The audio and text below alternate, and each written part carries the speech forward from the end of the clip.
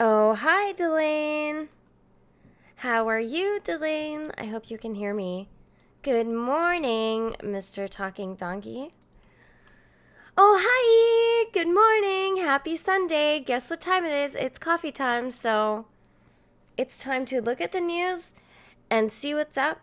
It's time to have a sip of coffee and just talk about what the hell's going on. So, I got a message from Chris this morning notifying me that PewDiePie has reached 100 million subs, which is awesome. Isn't he one of those people that you feel like deserves that? Like,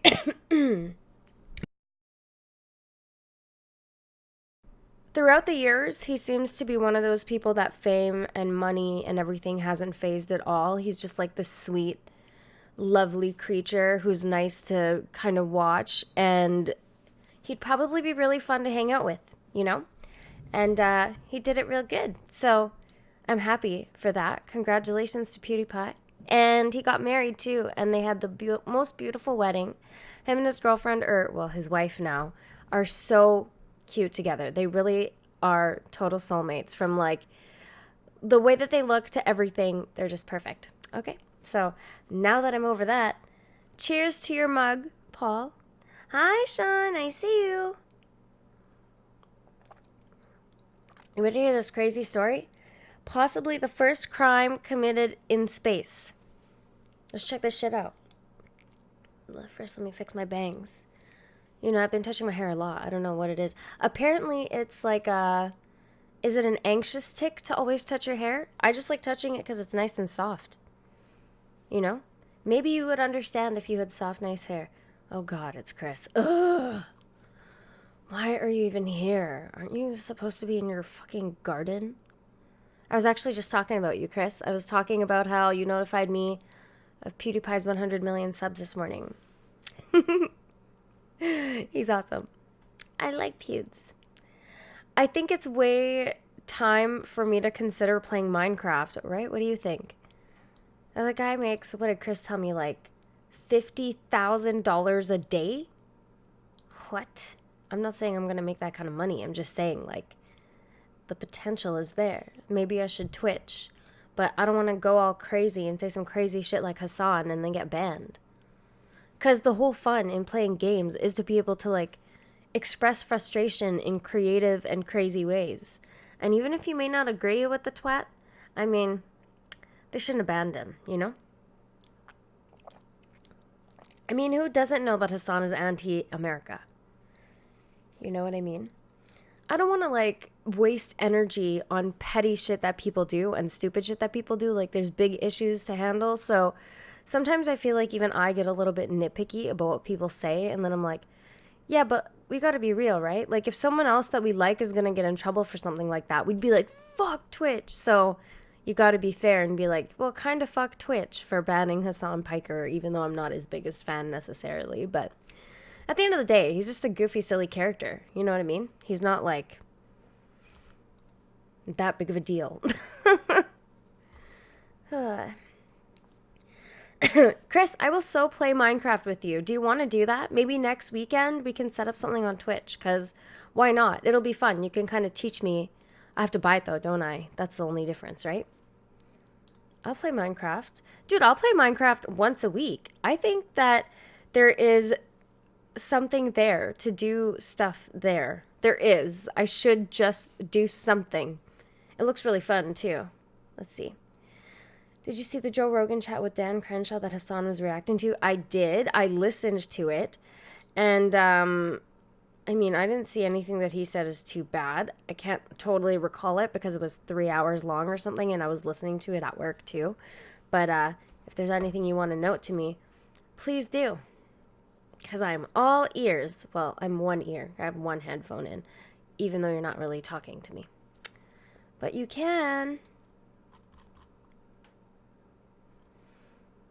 If that's something you're interested in, you let me know, and I can jump into the Discord and we can have a chat. But from what I know, you are sitting in your garden enjoying yourself. So let me just start with this crazy story. It's not that crazy, but it's interesting because space crime. Whoa. Oh, let's see. I listened to it a bit this morning. Disagreed with him on quite a few points, for example, but he seemed like a good guy. Oh, guns, for example. Yeah, I think I do remember the thing he was saying about guns. But he's an army guy, right? I think he's a Navy SEAL or something like that. Something like that. Something like that. Something like that. Something like that. Okay. Oh, your battery ran out. Chris, you're so silly. Well, as I said, just give me a warning and I can hop into the Discord and we can chat. But what I am going to do before we chat, actually, I think I'd like to. I'm just going to read this story, okay?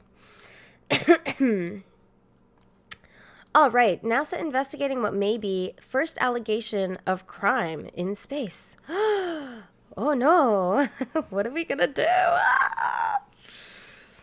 An American astronaut is at the center of what could be the first allegation of a crime in space after she admitted to accessing her estranged wife's bank account from the International Space Station. Estranged wife. What does that mean? Estranged wife. Dead? Let's look that word up because I can't recall it right now. Estranged. Definition. Of a person, no longer close or affectionate to someone, alienated, I understand. So technically, I am estranged. Okay. Okay, so her estranged wife's bank account from the International Space Station. Decorated NASA pilot Anne McClain, who was on a 6-month mission aboard the ISS at the time of the incident, acknowledges accessing the account but denies any wrongdoing, according to a report from the New York Times. McClain insisted through a lawyer that she was merely shepherding the couple's still intertwined finances, the newspaper reported. I mean, what's illegal about it? She may be estranged, but they're still married, right? So if they have joint access to the account... Anyways, McClain insisted, okay, that's fine. Her estranged wife, Summer Warden, a former Air Force intelligence officer living in Kansas, filed a complaint. With the Federal Trade Commission. Her family also lodged one with NASA's Office of Inspector General, accusing McClain of identity theft and improper access to Warden's private financial records. So my question is how do you get access to someone's bank account like that unless you are on it? Your name is on it or something, you know what I mean? Right, exactly, Chris. Blah, blah, blah. McClain, now back on Earth, submitted to an under-oath interview with the Inspector General last week. In a statement to CTVnews.ca, NASA defended McClain's record but refused to elaborate on the case. Lieutenant Anne McClain has an accomplished military career, few combat missions in Iraq, and is one of NASA's top astronauts, NASA spokeswoman Brittany Brown said. She did a great job in her most recent NASA mission aboard the ISS. Like with all NASA employees, NASA does not comment on personal or personnel matters. This is so strange. NASA investigating what may be first allegation of crime in space. Oh my god, the headline just gets you. It definitely got me. I'm like, ooh, crime in space. Whoa. See, I did the dum-dum thing. McClain's lawyer, Rusty Harding, contends that the bank access from space was an attempt to make sure that there were sufficient funds in Warden's account to pay bills and care for the young boy they had been raising. She strenuously denies that she did anything improper, Harding told the Times, who added that the astronaut is totally cooperating.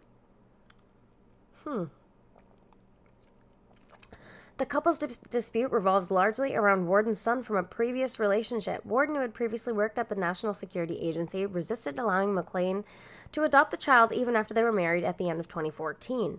McClain is a West Point graduate who became a commissioned Army officer and flew more than 800 combat hours in Operation Iraqi Freedom before joining NASA in 2013. As of yet, no criminal charges have ever been laid against a person in outer space, but as space tourism edges closer to becoming a reality, a new legal framework may have to be put into place to deal with off-world criminality. Thank you, Chris. I'm coming.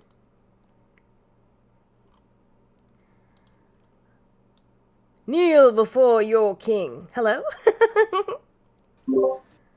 Yeah. How you doing over there?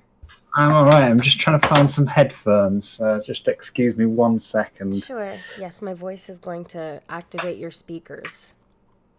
Yes, it's only you. I know. It's the shrill quality of it, you know? It is the There we show go. quality of it.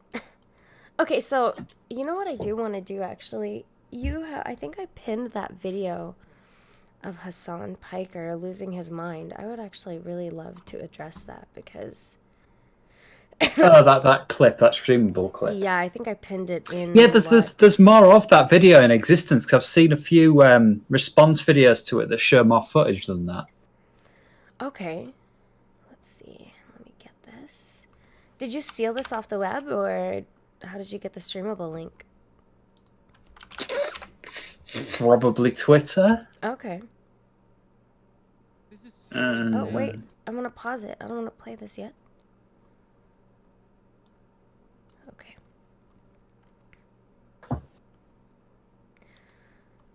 Oh, we're not going to be able to hear it together, though, are we? No, but I've heard it before, so it's all right. Okay, so I'm going to play it and then I'll pause it. That's what I can do The thing here. is, in my opinion, Yeah. before you play it, Yeah. it really, in my opinion, the really egregious thing that he said wasn't about America deserved 9/11. It's like, whatever, that's a retarded thing to say. It's a horrible thing to say. It's a stupid thing to say, but it's not. Whatever. You can have dumb opinions. I'm fine with people being dumb. Yes. What I found particularly abhorrent was his talking about that Dan Crenshaw guy, who, again, I've got no particular love for, but he was like, oh, yeah. What did he say? Like it's an honourable soldier fucking set a bomb that took that Dan Crenshaw's eye out and fucked him in his eye socket. Oh, he fucked him in his eye hole. Yeah. It's like, dude, that's too far. That's not a joke. You weren't joking. Very tacky. It's just gross and ugh. Yeah, I mean, there's definitely a case to be made for him constantly spouting stupid shit, so there's that. I'm not surprised he said something so insensitive and rude, but it just makes it seem like what's your vendetta with this guy? You just don't agree with him on something. They tend to be like that, don't they? The Young Turks. They exaggerate. Well, I mean, that Dan Crenshaw in particular, I don't know much about him. I've never really.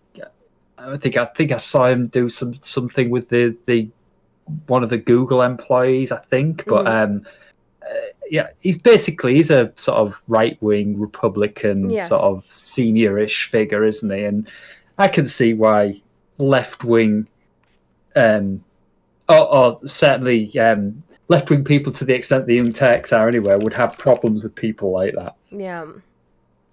But I mean, whether you have a problem with him with his political leanings or not, the simple fact of the matter is this guy, he sacrificed potentially his life to go to whatever country it was to fucking, uphold American values and defend America. And that, surely, as an American, that kind of deserves a tiny little bit of respect. I think it does.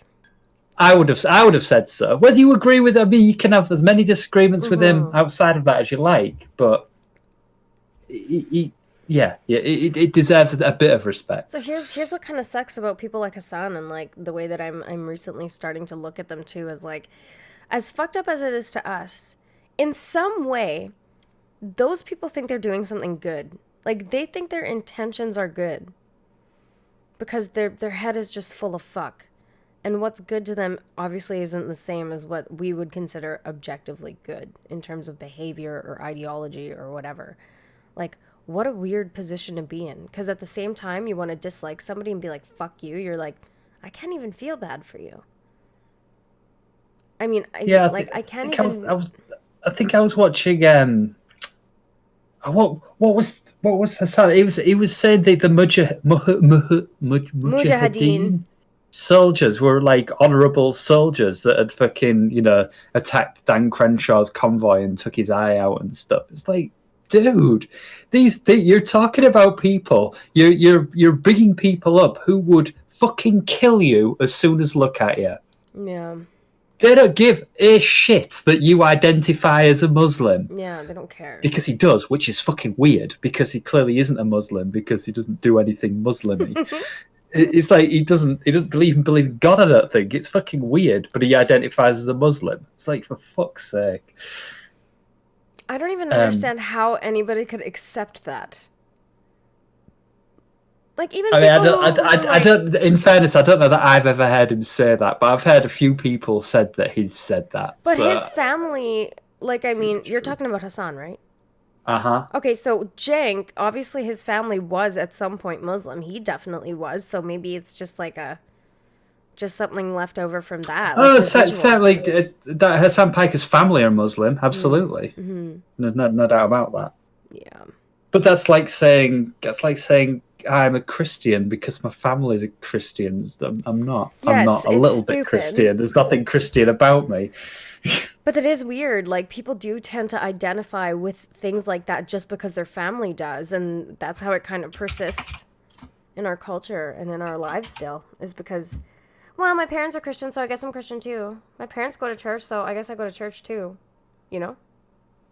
Adults are just like that too. It's like they just get used to doing the thing, right? It's just part of something they do, so they just do it. Which, to be honest, I've got no real objection to.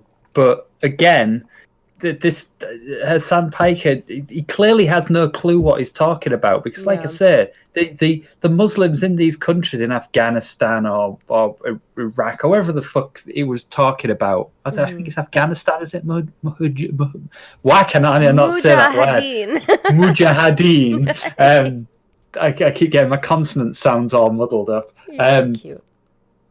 yeah, they would consider him, Hassan, to be an infidel and would cut his head off. Exactly. I mean, 100%, just by no looking doubt at about him. it. Just by looking at him. And to be honest, I consider him an infidel. I'd like to cut his head off as well. He's a Boom. bit of a twat, isn't he? Nah, I don't think I'd like to cut his head off. I don't want No, to of cut course anyone's head not. off. It's messy. It's messy. Yes. Probably really Plus, gross. plus, you can get in trouble for that sort of thing. So, and probably rightly so. Yeah, at this point in life, I don't think you need to be going to jail. No, No. not over that fucking idiot. Anyway, No, Jesus Christ. definitely not. So maybe I'll just save Anyway. that for later.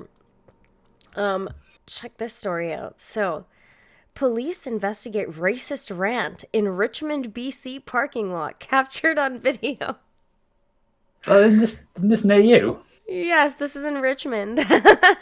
So Richmond, if I haven't told you, which is where Brian lives, is like, Yes, that's right. Yeah. yeah, it's a heavily Asian populated area. Hmm. So many Asians, lots of Chinese. I think it's mostly Chinese people. You mean what people would normally consider Asians, not calling like Yeah. Pakistani people Asians because you don't want to be racist in the UK Asians. That sort of Asian. It's Yes. like Asian can mean many different things where I come Well, I from. mean, technically, I'm Asian, so Yes, Indians are Asian, but I yes. don't think. Hang on, are Fijians Asian? No, I don't think so.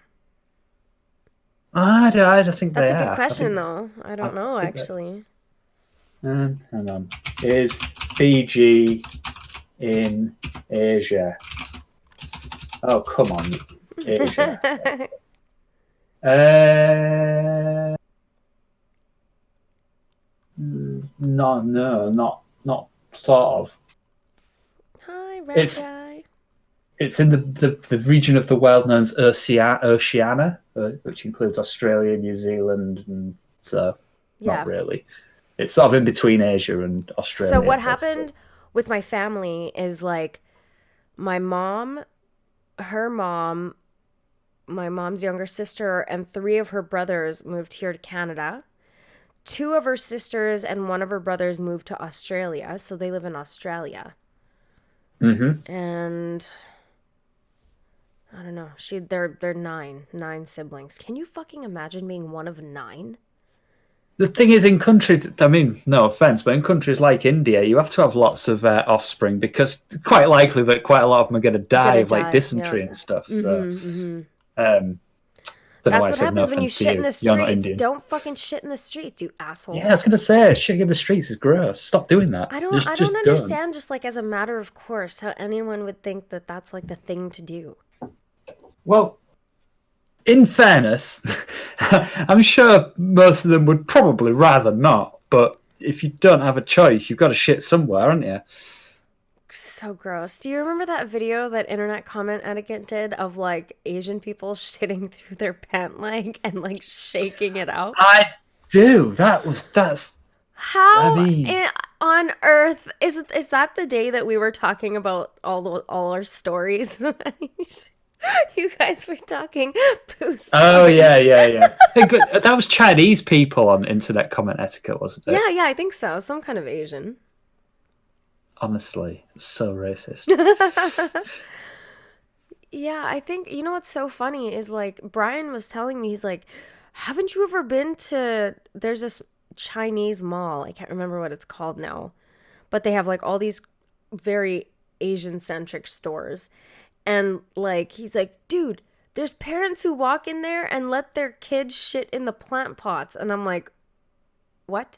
Really? Apparently. He said he's seen it a couple times. I was like, Is Brian of Chinese stock then? Is "Yeah, that yeah. where his parents are from? China? Yes, I think so. Their last name is Mach, Mach." Oh yeah, Sean. Sean sent me a video not that long ago of this. I can't remember who the hell it was. Oh, it was some British TV presenter. She was in fucking India and she fucking slipped and fell over. And then when she got up, she realized she'd slipped in human shit. Ew. Oh, that's gotta be so nasty. Oh Gross. dear. Good morning, Vegeta Solo. Are we ready for this lady's racist rant? I definitely won't be able to hear this, will I?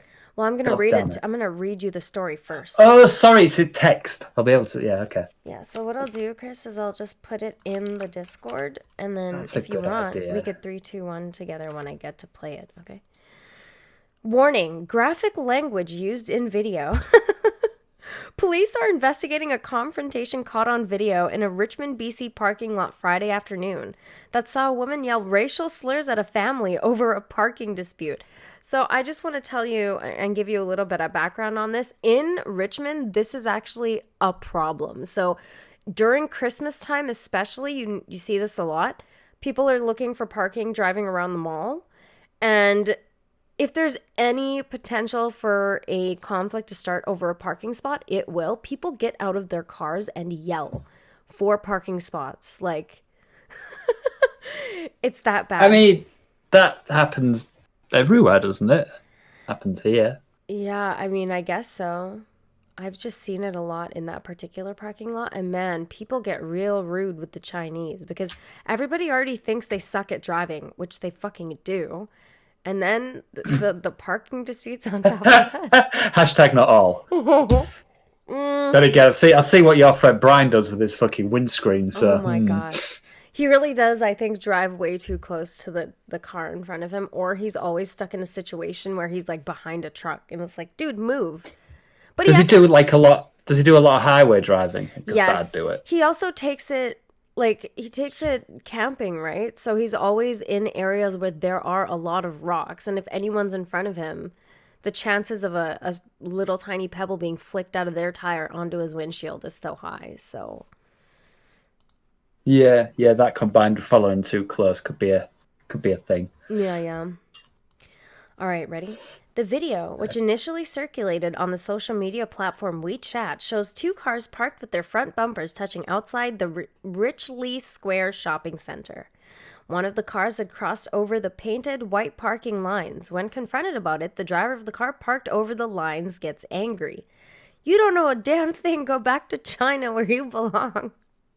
The driver, a Caucasian woman, says in the video. This lady looks real bitchy too. Like, I mean, we've not watched the video yet, but I'd say just from that description, that's like not really the worst thing, is it? no, no. That's like, whatever. I mean, I highly doubt this is the only instance of this. This probably happens once a day, okay? Like, white people be feeling threatened in Richmond because they're surrounded by Asians and they just want parking. All right, we ready? I'm sorry, I'm just reading the rest of the story. She does apparently go on to say, "We hate you people, go back." All right, let's read it. She swears numerous times and hurls several racist slurs toward the group filming as she gets into the vehicle. We hate you people, go back. Richmond RCMP Inspector Sunny Parmar said they are aware of the video and are looking into it and have contacted everyone involved. I mean, what exactly can they do about this? Don't say mean things to the Asians, okay? We are all about inclusivity here in Canada. I mean, you would probably know better than me, maybe. But doesn't Canada have laws about this sort of thing like the UK does, though? Not that I'm aware of, because I'm not stupid enough to be racist in public. You know, I keep my racism to myself. I'm pretty sure, not pretty sure. I thought Canada had hate speech laws. Let's see. Canada hate speech laws. Oops.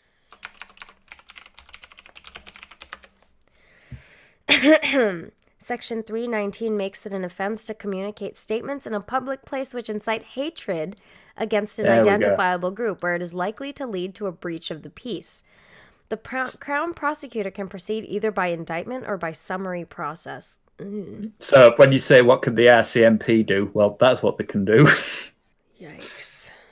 Can you imagine getting in trouble for that, though? I mean, let's just be... I'm just being honest, Sean. Like, if you were... The thing is, it's one of the...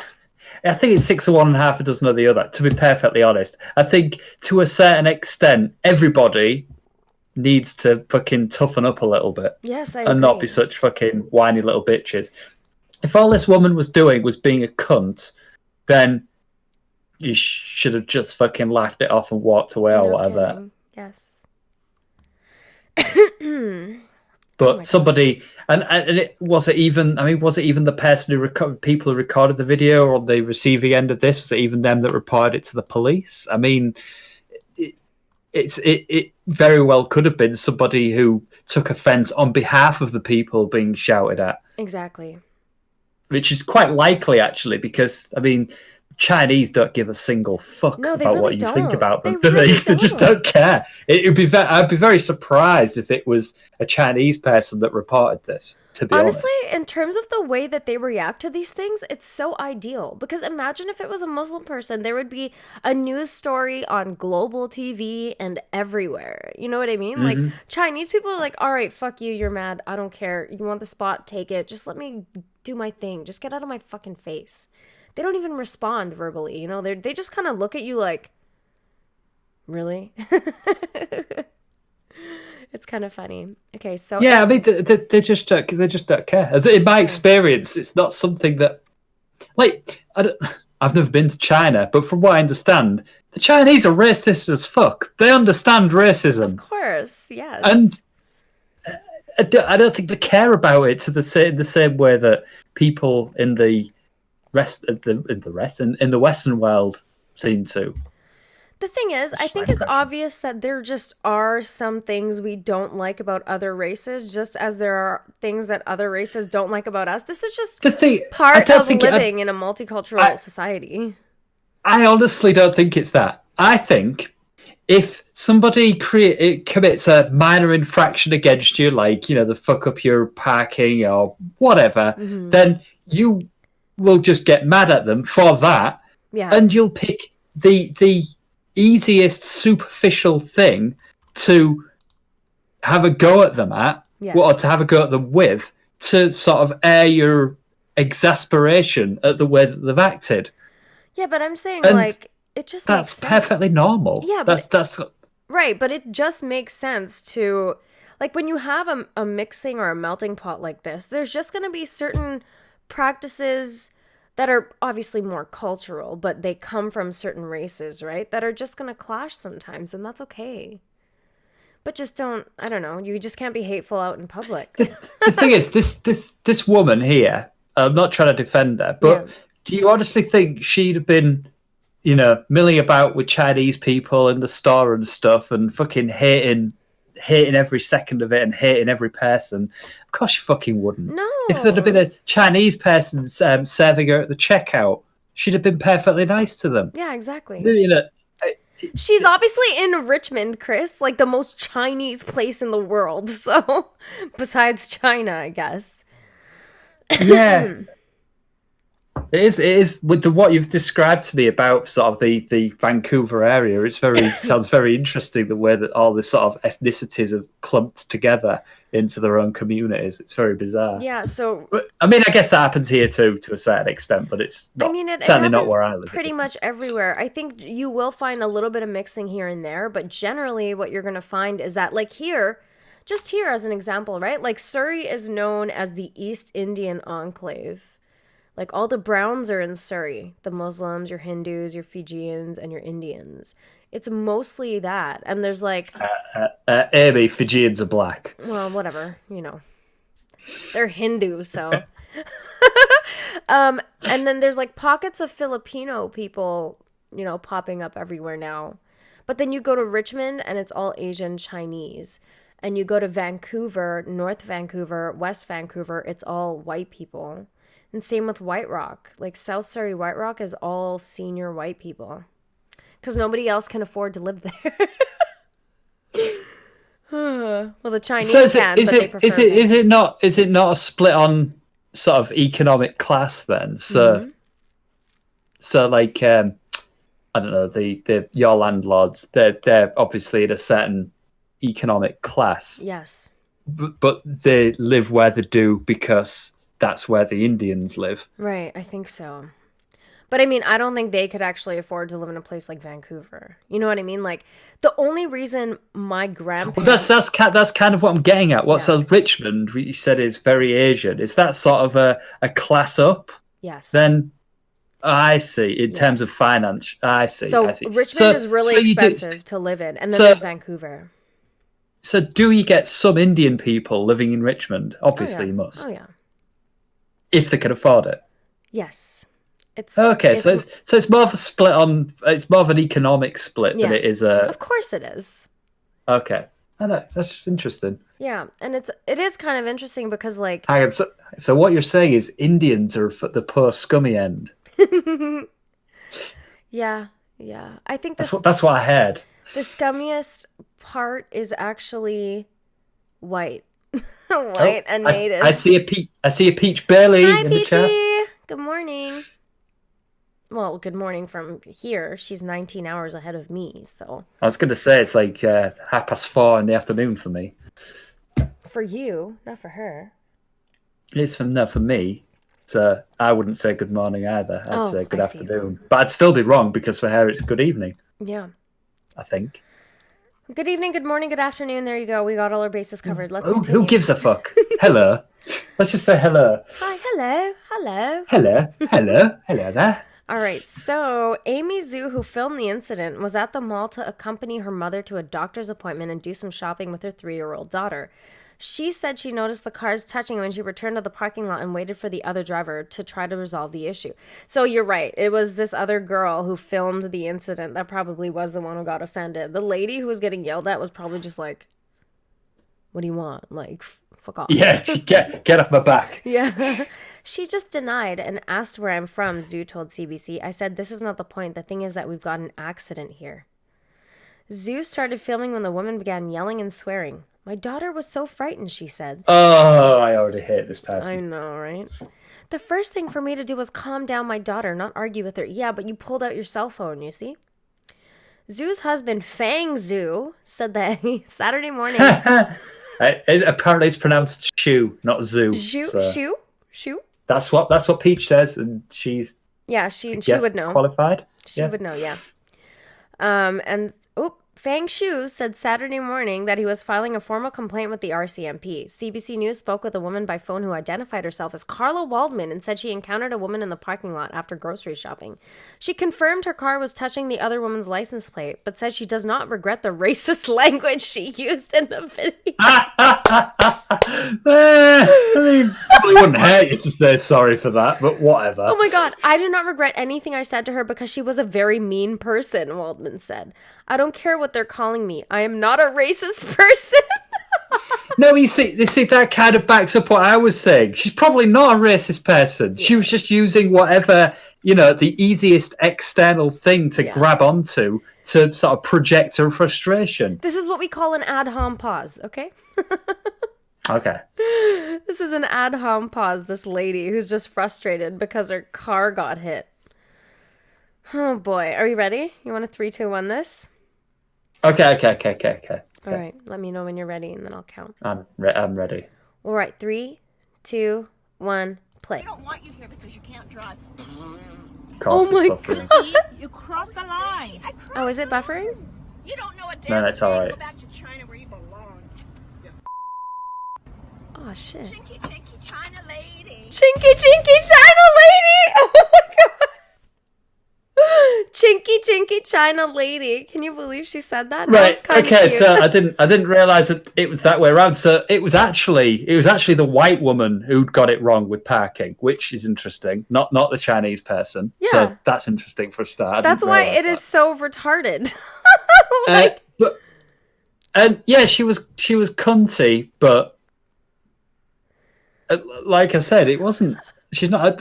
That's more funny than anything else. I'd have just laughed at that. She went, chinky, chinky, China lady. It was a really, really pathetic attempt at racism. That's what it was. Oh my God! Like this is like preschool shit. You know what I mean? Like adults are acting like she blew a raspberry at another adult person. Yeah, but it was. It's actually not that I find. Yeah, whatever. I mean, people act like whatever. It's the other adult person taking offense at that. Yeah. That's what fucking with in all seriousness, without any sort of idea of comedy in their head.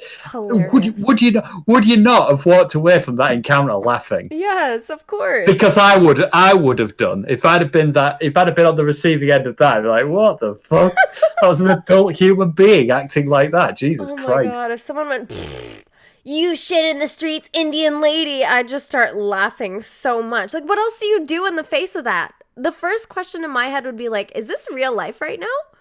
Did some grown woman just blow a raspberry at me? I can understand why you would have rules against that sort of behaviour, but I think wasting the time of the actual police doing anything about that whatsoever, when the police are really there to investigate real crimes, I just wouldn't even bother, would you? No. That's fucking Red guy said, hey, raspberry, a valid argument. Oh. Well, maybe in North Carolina it is. Yeah, no kidding, right? Raspberries. That's so funny, Chris. Oh, I love it. I hope there's more incidents like this. I shouldn't even say that, but I definitely want to laugh. Peach gets it. I would react exactly the same way I did now, a squeal of laughter. Because, it's funny. Like, you silly... It's like... I watch a lot of these videos where you like road accidents or near accidents and stuff. And the amount of people who get... And this has happened to me, actually, as well, who nearly cause an accident. So you you sound your horn or whatever in your car and you slam on. Then they fucking then stop in front of you and get out of the car and start fucking hailing abuse. It's like, dude, you were in the wrong. I was right to be, warning you that we were about to crash. Yet you've took offense at that. I think that's so the funny. Same kind of thing. Yeah, it's like that woman got offended that she'd done something wrong. And that's effectively what that was a defense mechanism, because she felt like she knew she'd done something wrong, and she felt like that she would be, culpable for something. Mm-hmm. That's all that was. So she had a freak out, and if you look at the video at first, it makes it look like she's not the one at fault, because she's the one who starts freaking out. Like the other lady is the one who had her license plate touched by that lady's car, and she's not even saying anything, and this white lady's just freaking out. I mean, ultimately, I think that both of these people need to get a grip to differing extents. Yeah. But if all she was doing, which I know is too much, but if all she was doing was touching the license plate, if no damage was actually caused, if I'd have been in the car in front, I'd have just loaded up my child and fucking driven off. Yeah. Like there's no scratches on my car or whatever, so there's no. I wouldn't have even provoked that situation for the considering there was no damage involved or anything like that, there was no need for that. But I mean, it's just, you just kind of have to accept that there are some things that are going to happen when you have a vehicle and if you're going to park it in a parking lot. Like, there's going to be a ding on the side because you know somebody's going to open their door too much. And I disagree. No, I disagree with that. What do you mean? That shouldn't ever well, no, happen. it shouldn't ever happen. You're right, but it does happen quite No, frequently. but if it does happen, if something like that happens, then and you can confront the person that's done it, then yeah, I mean that's actual damage. There's a cost associated with that. But something like this, what's the point? A fucking license plate. All right, Chris. Who cares? Peach put something in the chat for us. I'm going to try and pronounce it first, and then you're going to try. Okay? Can you see it? I can see it. I've got no chance of pronouncing it. Oh my fucking god. 연습과 미 대북 주제 표출로 분석. Well, I guarantee you did better there than I would have first. What did she just tell me to say is what I really want to know. She probably told me to say something very perfect. Hamion yap yisonwa mi de book JJ Paya Chulo Binsiok. I fucking know. You're so white, Chris. Honestly, I live in the whitest part of England. Like, seriously.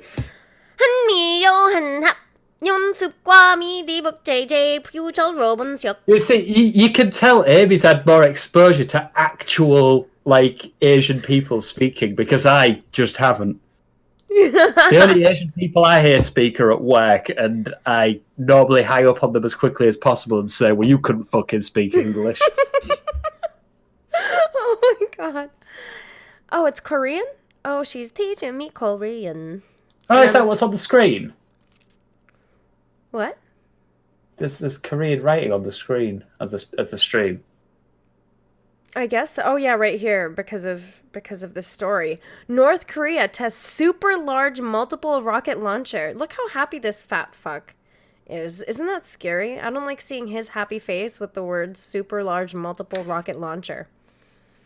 It's got to the stage where it is a bit disconcerting seeing somebody like that who potentially has access to super large rockets. However, I know another fucking probably slightly crazy idiot that's got access to much bigger rockets. Who's that? Fucking much bigger, and he's just south of the border from you. So I think it'll be all right.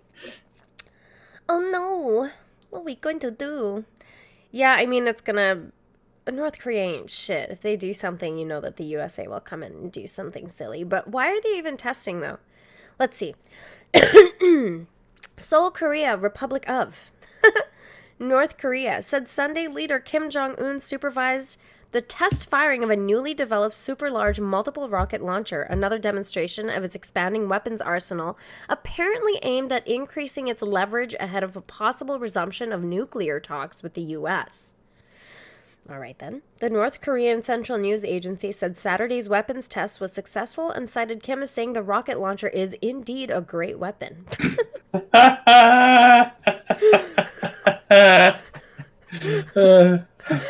I bet you it is. I bet it was fantastic. Oh my god, this is so ridiculous. Kim underscored the need to continue to step up the development of Korean-style strategic and tactical weapons for resolutely frustrating the ever-mounting military threats and pressure offensive of the hostile forces, according to KCNA. I know, right? Oh, just you wait. I was looking at some of these articles earlier, and the one about the Trump G4 summit that I showed you a screenshot of, I don't understand who's writing articles for Global News, but man, did they ever fuck this article. Like, some of the sentences make no sense. And that confuses the entire story. But anyways, let's see. The hostile forces likely referred to the United States and South Korea, whose recently ended regular military drills infuriated North Korea. Wait, who's recently ended regular military drills? Yeah, no, that's fine. That's good. Who's recently ended regular no, I military understand drills that, in North Korea? But why is he talking about them if they recently ended regular military drills? Why would that infuriate them? Because North Korea. I don't know why that would come. Why should that surprise you? No, I understand that it's North Korea, but it says they ended regular military drills. Because they do it every year, and I would imagine every year it infuriates them. Okay, but it says ended. How am I getting confused here? No. They were infuriated by the military drills that ended. Oh, I see. They weren't infuriated that they ended. They understand. infuriated that they took place. Got it. To end. Okay, got it. The North has called the drills an invasion rehearsal. Invasion rehearsal. I like that. And conducted a slew of missile and rocket tests in response. Some experts said North Korea aims to show off its weapons to try to increase its leverage ahead of a possible restart of nuclear negotiations, which remain largely stalemated since the second summit between U.S. President Trump and Kim in Vietnam in February fell apart due to squabbling over U.S.-led sanctions on North Korea. The two leaders met again at the Korean border in late June and agreed to resume talks. Was that the one where the picture came from, where, like, Trump was walking and someone turned Korea into, like, Minecraft world? And it looked Probably. like Trump was about to step into Minecraft world. Trump downplayed the latest launch, saying Kim Jong-un has been, pretty straight with me. He likes testing missiles, but we Jesus Christ. He likes testing missiles, but we never restricted short-range missiles. We'll see what happens. Oh, that sounds like a good policy. Nice one, Trump. Thanks. South Korea's military said North Korea fired 2 suspected short-range ballistic missiles off its east coast on Saturday morning and that they flew about 380 kilometers at the maximum altitude of 97 kilometers. It was the 7th known weapons test by North Korea in about a month. North Korea has been pushing to develop powerful multiple rocket launch systems whose projectiles resemble short-range missiles. What's a short, like, how far is a short range? I was actually just wondering that. I was wondering what defines a short-range missile. From those numbers, I'm guessing anything under 500 kilometers. Maybe 1,000. I don't know. All right. A short-range ballistic missile is a ballistic missile with a range of about 1,000 kilometers, 620 miles or less. In past and potential regional conflicts, these missiles have been and would be used because of the short distances between some countries and their relative low cost and ease of configuration. So they could pretty much fuck up South Korea if they wanted to. Yes, but it's worth pointing out that South Korea is very heavily defended by a lot of American hardware. Yeah, right. Not to mention their own hardware. So it's probably not a great idea. I can't imagine. I mean, North Korea does have the advantage of if South Korea or America sort of did, fire loads of missiles at them, in the vast majority of places in North Korea, it probably wouldn't matter because it's already a bit of a dump. Dude, North Korea wouldn't have a chance. And it definitely wouldn't have a chat. Well, no, there's no question about that. I think it's funny that he's even trying to, like, get all these weapons into production. Like, it's like, their technology is antiquated in comparison to what the U.S. has and could launch towards them or at them. Oh, you mean military technology? I mean, sure, it is, but like you say, it wouldn't take an awful lot for them to cause a significant amount of damage to somewhere like Seoul, which is, I think, only like 30 kilometers off the North Korean border. So, and there's like 20 million people live in Seoul, I think. Yeah. Something like that. So, while it is true that any prolonged conflict would undoubtedly be won against North Korea, North Korea are definitely in a position to do a hell of a lot of damage in any fair strike scenario. Mm-hmm. That's the danger, really. So on August 1st, North Korea said it tested a large-caliber multiple rocket-guided system, a day after South Korea said the North fired 2 short-range ballistic missiles. Most of the North Korean weapons tested in recent weeks have shown short-range flight distances. This suggested North Korea still doesn't intend to lift its self-imposed moratorium on nuclear and long-range missile tests, which would certainly derail the negotiations with Washington. All right, then. Oh, my God. So, apparently, people had a big problem with Michelle Obama tweeting out her and Barack's summer playlist. Of course they did. I mean, frankly, they only pulled out 3 tweets from the exchange that were probably the mildest ever. I mean, does it surprise anybody at this point that any high profile person that posts anything on Twitter is gonna get shit no matter what? Like, they're just going to. I honestly don't know why people bother. Look at this. Struggling to remain relevant, huh? What are you talking about, you asshole? Oh my god, you're so irrelevant. Why can't people just share their fucking summer playlists with the world? People What do really you mean like the straight? Obamas. I was going to say, what a dumb question. I mean, okay, that person regards, the Obamas as irrelevant now because Obama's not president of America. That's fair enough. Yeah. But a lot of people, and I've even heard it, really can't remember where the fuck it was, but I've heard it recently, somebody talking about how much they like and respect Michelle Obama. Mm-hmm. It's, they're not irrelevant people. They're still celebrities in the sense that they can sell a lot of books. Michelle Obama's written a book, hasn't she, that's been really fucking popular. People are interested in what they do and where they go. Yeah, and of course. Again, to be honest, I'm not particularly interested in either of them unless they're doing something significant on the sort of world stage. Right. But I can understand why people are interested in them, especially somebody like Michelle Obama. Yeah, exactly. Who's like got the right combination of sort of intelligence, position, looks. Exactly. She's personality. She's got a good full package working for her, hasn't she? Exactly. Yeah, and like I don't think you can ever say that when you've seen Obama and Michelle out in the world and like addressing people, you can't say that they're assholes, that they're unprofessional. There's a reason people look up to them and pay attention and want to know what they're doing. It's because they're successful, right? They're out in the world. They're successful lawyers. They have these daughters that they're raising. He was also the president, like all this stuff. They're successful people. People want to know what people are doing. It's just so weird to be the kind of person who would take time out of their day to like go and shit on somebody for sharing the songs they like.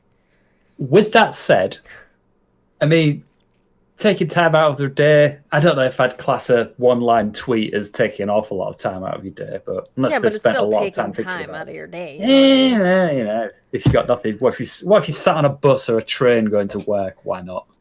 Well, I get it. You don't know the context. But what you're doing is you're taking time out of your day to be negative. I think that's what I was trying to say to somebody for what? Like, some people like that though, don't they? I know.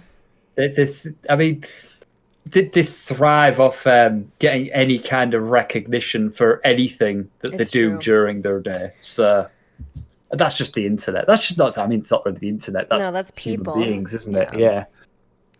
Yeah, the internet has definitely become something that people are using as a way to just like exercise all their knots, their cognitive, mental, emotional knots. And I think, I mean, it may prove as a good short-term like band-aid solution, but I don't think it's a good thing long-term to do that. I think it just makes you shittier and shittier. Well, I mean, we live in a society of increasingly large amounts of shittier and shittier people, don't we? True. So that's probably just a reflection of that. I don't even feel like it's increasingly. I think it's always been there. We're just seeing it more now because we're seeing how people behave, like when they can hide, Oh yeah, absolutely, yeah. And I do tend to be. I mean, people forget that this whole internet thing that we've got going on is still a fairly new phenomenon, really. I think. Yeah. Probably the next few decades, I think humanity will probably settle into having this sort of level of, interactivity available to them at all times. And I think that a lot of these rough edges are going to be smoothed down to a certain extent. Probably not gone away entirely, but I don't think it's going to. I mean, I think really one of the things that needs to happen is Twitter needs to die.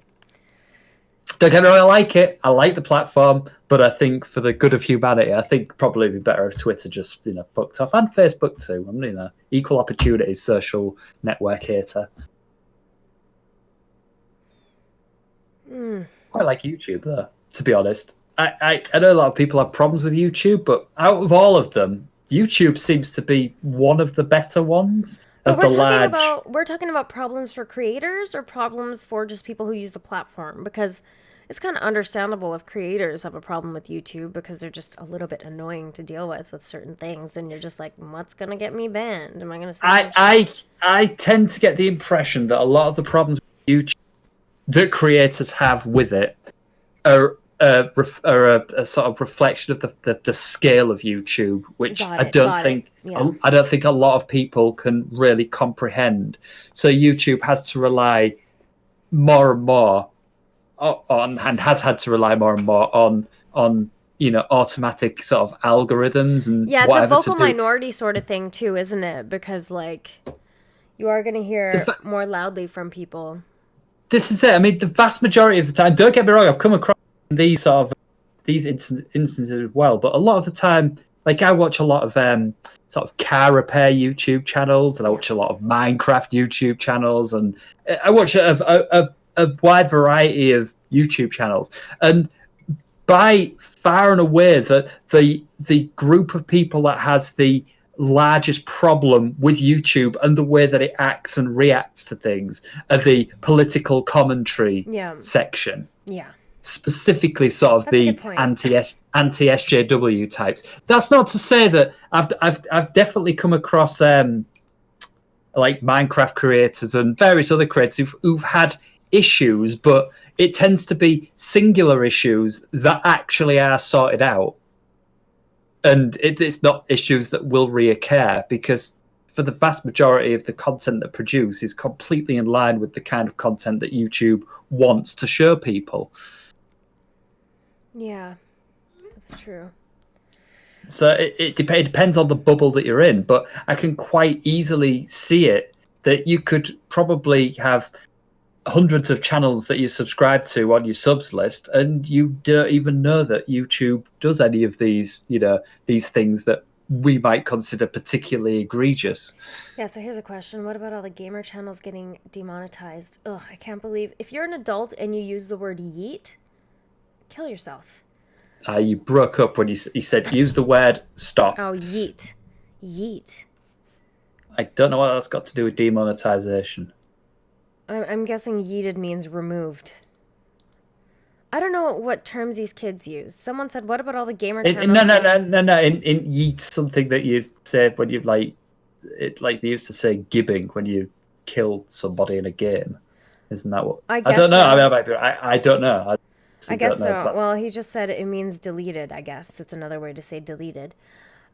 History and education channels. I imagine... Oh, sorry, you were reading from the chat. I didn't have the chat up. I imagine that what that is just algorithm issues. I don't think it's actually people going through and doing that. What about all the gamer channels getting demonetized? Well, yeah, but I'm sure some. That's what I just said. Some have come across these issues, but by and large, like all of the ones I'm subscribed to, are not having. Have not had these issues, with the exception of one or two who've had singular issues, but that have been sorted out. So I don't know if it's a particularly. I know PewDiePie went through a problem with being demonetized a lot, didn't he? And he actually made a joke a few weeks ago about now he's making Minecraft videos. He's making money off his fucking YouTube videos again. Because before he was for a long time apparently memes, he was just making while he was doing the meme stuff. Yeah, exactly. Political commentary. He was just making money off his merch and whatever. And I didn't know that PewDiePie also, as well as his girlfriend, also has a fashion line as well. Did you know that? I did find out today. Oh my god. What a mess today. So, as I was telling you earlier, our washing machine broke, I guess, last weekend. So I haven't been able to do my laundry since last weekend. So I was supposed to do it with Gina today. But she is now having to do some running around. So she's like, I'll pick it up and do it for you, which is really weird. Like, it's really weird when people do your laundry, right? I would never let anybody do my laundry. But it's the only option I have because they don't have a machine yet. I have to wait for them to bring it. Well, there are other options. Like what? You must have fucking like laundromats and stuff there. Yeah, Must no do. thanks. I'm good. I don't want to do that. Fine. Snob. But I kind of am. Like, I'm weird about that. Hold on, I just need to message her. I have to be comfortable as I haven't any other choice for laundry. I need to be dramatic about it and don't want to go to a laundromat. Ew. what people been saying in the chat. I don't know, let's see. Their clothes are pretty nice, but I couldn't get the good shit before it sold out because I was poor. Whose clothes? Whose clothes? I don't know. Oh, snap. I see a Tails. Oh, Tails is there. Lurking. Well, he's not really lurking because he's typing things. Mr. That's Circular. That's my name for him. The opposite of lurking. They're selling spacesuits now. Who's selling spacesuits? Who? What's Peach talking about? I don't know. She must be on drugs or something. I think she's gone crazy. It's what happens when you're a soft fruit. When you're a soft fruit. All right, so there's that story. Check this out. This didn't surprise me when I saw it. Autism might be overdiagnosed, Canadian research suggests. No fucking shit. I think every single person I know with a child fucking autistic or they've got ADHD or something. It's like, and there's nothing wrong with any of them. No. I also just feel like... Oh, I see. Sorry, Peach. It's the delay. Confusing. We talk about shit. Oh, yeah. So sorry. Yeah, that's the annoying thing about the streaming is that there is a bit of a delay. So by the time we've moved on and you're responding to something, I can't remember and go back. So sorry.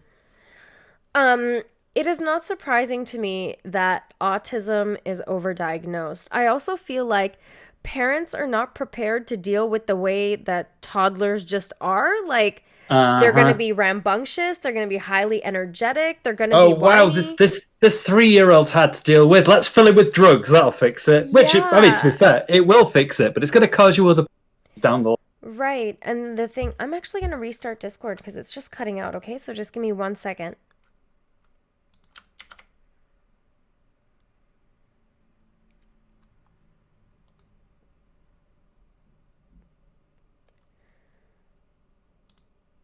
Christopher, you there?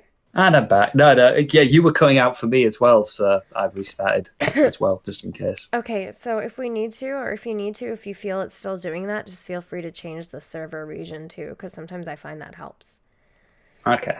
Okay, so the thing that I don't get is like, if you are ill-prepared as a parent to deal with the difficulty of having a toddler, which you should kind of be, acquainted with, then you just shouldn't have children, Like, I don't like the idea of just pumping kids with medication, Adderall, and all these mood stabilizers, and all these crazy fucking medications that they're giving children throughout their brain development. That is going. I didn't realize that. I did realize, but I mean, up until like a year ago, I didn't realize Adderall was just basically speed. Yeah. It's just amphetamine. It's like yes. Like, holy shit. No, don't give kids that. That sounds like a terrible idea. No kidding. Like, I just don't understand how, like, I think, what is happening? Because doctors know they shouldn't be prescribing this shit to the parents, but the parents must be just, like, crying to these doctors if the doctors are just easily writing prescriptions for these meds. No, I mean, that's exactly what is happening, but I think there's also, and this is largely... I mean, the Adderall thing's largely an American thing, isn't it? So they've got there's a whole sort of money issue there as well. As far as I'm aware, and I'm sure somebody in the chat will correct me if they know that I'm wrong, I don't think Adderall's a drug that they give kids here for any reason. Yeah, I mean, it should be. I mean, it shouldn't be. It should be. I don't get me wrong. I'm sure that there are some a very small amount of like 0.00001% of cases where it is actually useful. Mm-hmm. I'm sure that there are, but certainly not the extent that it is And no, I mean it's not just Adderall. It's like the whole diagnosis of autism thing. It's way out of control. And as you say, parents should be but aren't equipped properly to handle having a child, even though their biological ages are telling them to have children. And that's a problem. Those two things are in direct conflict. Yep, exactly. And I just think it's kind of silly. You know, we have professionals and stuff for a reason. So it's always concerning when a doctor who is coming from a position of authority on these medication issues and a lot of other issues, health issues, should be stepping in and saying, no, you just have to deal with the temper tantrums. This is part of having children. It should not be a surprise to anybody that. In fairness to a lot of physicians, a lot of them do that, but a lot of them also don't. So Yeah, no, I know. But it is like, I'm being a little dramatic because I'm thinking of the idea that, like, if I'm going to a health professional for advice, right? I expect my doctor to tell me if I'm overweight and unhealthy and not be concerned about fat shaming. I expect my doctor, if I have a child who is having a temper tantrum, to be like, look, this is what children do. Like, it just is what it is. You can't just put medication in your child, you know? I just don't. I expect professional advice from a professional, but like. well, what is Peach is it talking about in the chat, antibiotics are a whole other whole problem. other problem. No, Antibiotic I mean, resistance is a problem because of that reason. I don't know about Australia or Canada or America, and I think America is starting to do something about it as well. There's certainly in this country anyway. Over the past sort of decade, they've started to quite severely curtail the conditions under Same which here. they'll prescribe antibiotics. Yeah. It's very difficult to get antibiotics now. Yeah.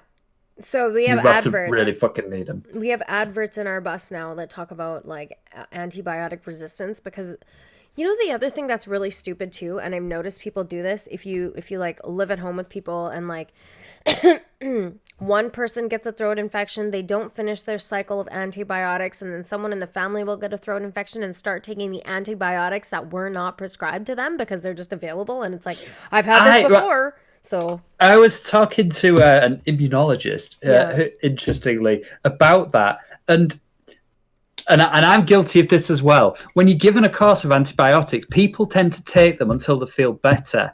You should not not until they're do finished. that. You're supposed to take them till they're you're finished. you're supposed to finish them because even after you feel better, that bug is still inside you and it needs killing. That's what that kind of behavior is exactly what causes the bugs to be able to survive and get used to the antibiotics that you've been trying to kill them with.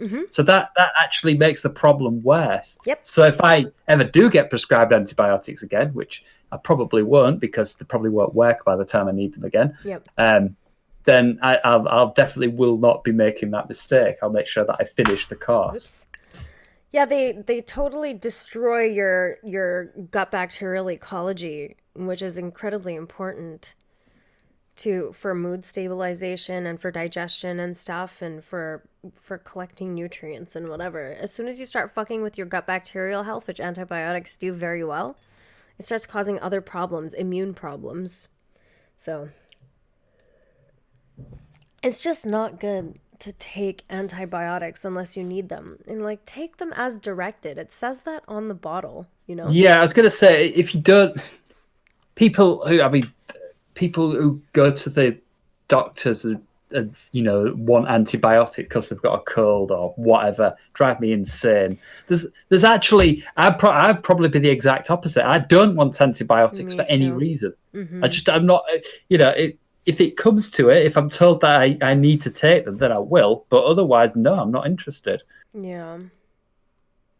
It's like people it's like people who say they've got the flu when all they've got is a bit of a nasty sniffle. It's like, for fuck's sake, fuck up. People just don't understand. Okay, like getting sick is actually your body getting better. It's all your defenses and the symptoms are like defenses, right? Your nose gets plugged so nothing else can come up your nose and make you worse. Like your body needs to prevent itself or to protect itself. Is that why it does that? I often wondered that. Yeah, so your nose plugs out because like all your mucal glands, they swell and your nose gets plugged because, a lot of the time your nose is trapping a lot of stuff, and a lot of airborne stuff can easily go up your nose and infect you. So in order to prevent any more of that happening or coming up, that's one of the defense mechanisms that is also just a symptom of being sick. I did not know that. Yeah. Yeah, it's cool stuff. And plus, mucus is good at trapping things, right? So if there's more mucus in your nose and things go up your nose, it's the likelihood of it being trapped in that mucus is greater because there's more of it, which is why your body produces so much of it. It's kind of gross, though. Snot is one of those things that's so amazing. It's like, how do you produce this much snot? I know. It's like, no wonder you get fucking dehydrated when you got a Yeah. cold or something. It's Jesus. so nasty. All right. So I am not surprised with this autism being overdiagnosed. I mean, the other problem is like we just use the word autism. I certainly do as like a part of my lexicon, right? To say that somebody is unable to understand, you're just calling them autistic. Yeah, but I mean, I understand using it as using that in your sort of normal speech because it's you're just describing a type of behavior. Yeah, precisely. It's like calling somebody retarded, isn't it? It's like, I'm not saying you actually are retarded. Yeah. I'm saying what you've just said is stupid. Yeah. So autism has become so overdiagnosed that within 5 to 10 years, there could be almost no difference between groups of people who have been diagnosed with the condition and those who haven't. No shit. Yeah, no kidding. A new meta-analysis published Wednesday in JAMA Psychiatry that analyzed 11 previous major studies carried out since 1966 found that individuals diagnosed with autism have become progressively less different from the general population. Maybe it's because every single person is on the spectrum in some way. I think everybody is on several spectrums at any given point in life.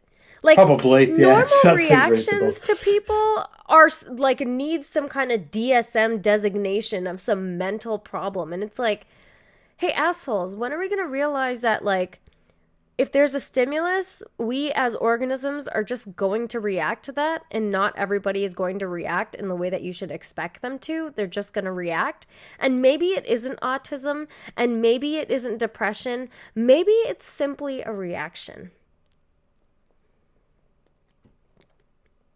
Well, Like, it's not weird when somebody has a reaction to something sad and is sad or depressed for a while. Like, this is just normal, you know what I mean? Or they're sure, I can understand if you're I've met people who are like heavily autistic, like they have problems communicating and so that's they what I was require. gonna say, right? Like, That's very different from somebody Yes. who's like 99.9% completely functional, and people just think they're a little bit strange. right. That's not the same thing.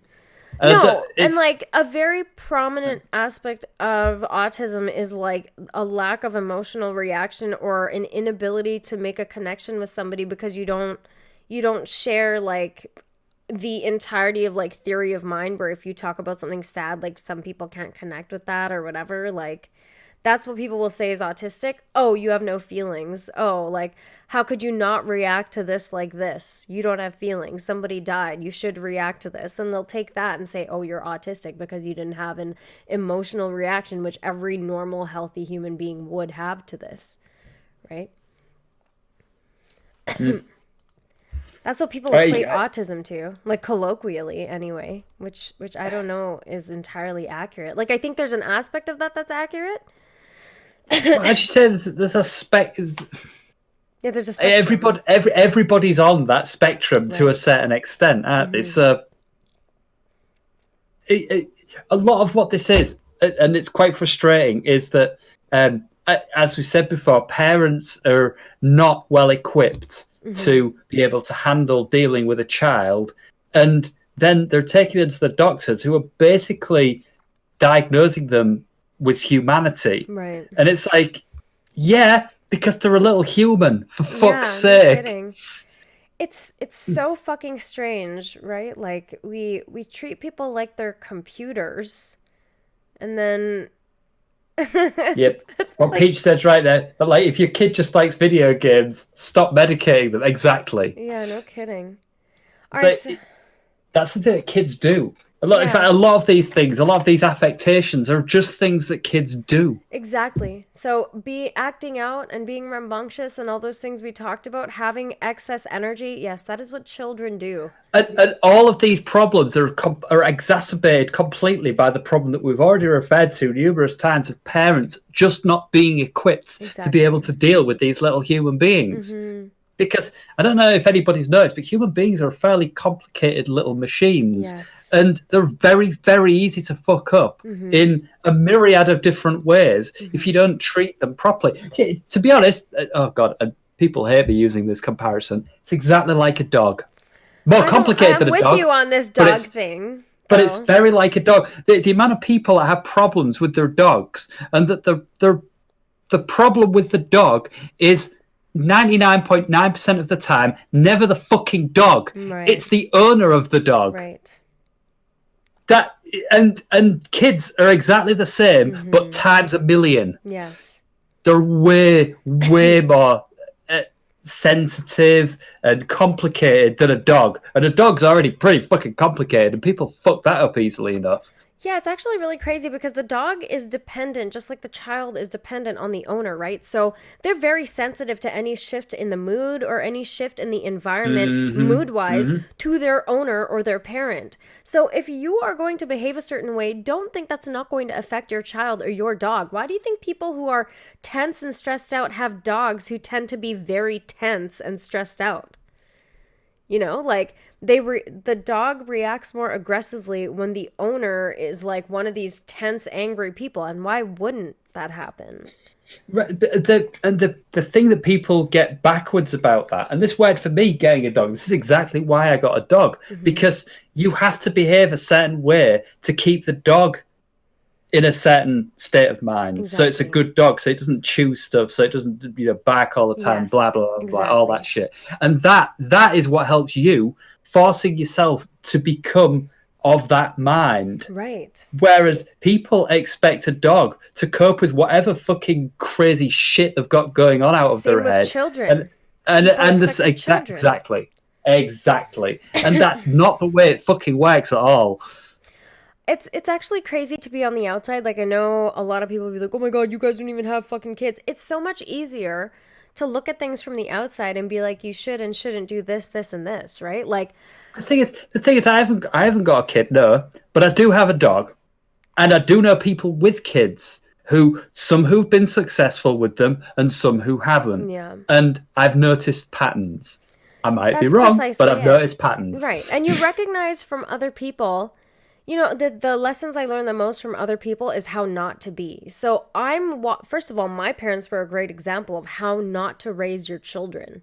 You know what I mean? All I've had around me are examples of people who are teaching me how not to raise your children. And like, if you don't want to be involved in raising a human being, you really shouldn't do it because it is such an involved process. You really do have to guide this little person in their environment and teach them what's around and like what's happening to prevent them from getting into any accidents. But also they're going to explore and you can't restrict them from doing so because that is how they're going to grapple with their environment. And any reaction or whatever that comes from that is something that you should understand as part of the contract of popping out a child.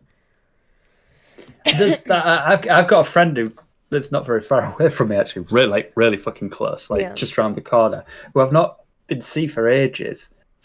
And this is going to sound awful, but simply because she's had a child, which I've got no problem with. She's actually had another child, but this one, she's completely. I mean, I've met this child; seems perfectly normal to me, but she's like gone down this whole autistic, like rabbit hole with the child, and I don't feel like I could say anything supportive about it at all. So I just stay away.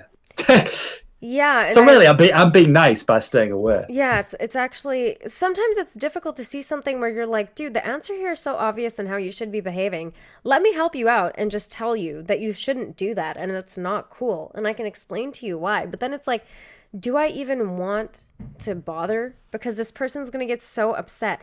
Bye, Peachy. Oh, she said it's after 2 a.m. Holy mother. Go to Oh sleep. hell, bye, Peach. Bye. Good night. Big ups. Yeah, I don't like the idea. I mean, because I just think about if I had a child, how I would want to be a parent to that child. You know what I mean? And like, there's just things you have to understand you're going to deal with. It's kind of like having a dog too. There's just things that you're going to deal with that are going to be a little bit annoying. But if you want a dog, you have to keep your behavior in check to get that person or the dog's behavior in check as well. And temperament is so important too, right? You have to have the right temperament for that. It's like a problem that in fact, the only problem I have with my dog is that she's an absolute bastard on the lead. Yeah. So as you put the lead on her, she's an ass, which is a bit of a problem for me because I'm quite easy to pull over. Yeah. But I know that although I get frustrated, it is a frustrating thing. I also know, and I've said this to numerous people, that I know it's not the dog's fault. Yeah. I know why she does it, and I know that it's my fault. I know that I did it. I made that dog act like that, and that's on me. It's not on her, so I don't get mad at her for it. I sometimes get frustrated with her for it, but it's the fault is mine, and the only person that can correct that is me. So, which I have been trying to do. It's in the nature of the dog. It's in the nature of the child to be that way, right? It's like that old parable of like the scorpion and the tortoise. He's like, if you take me across the river, I won't sting you. Oh. You remember that one?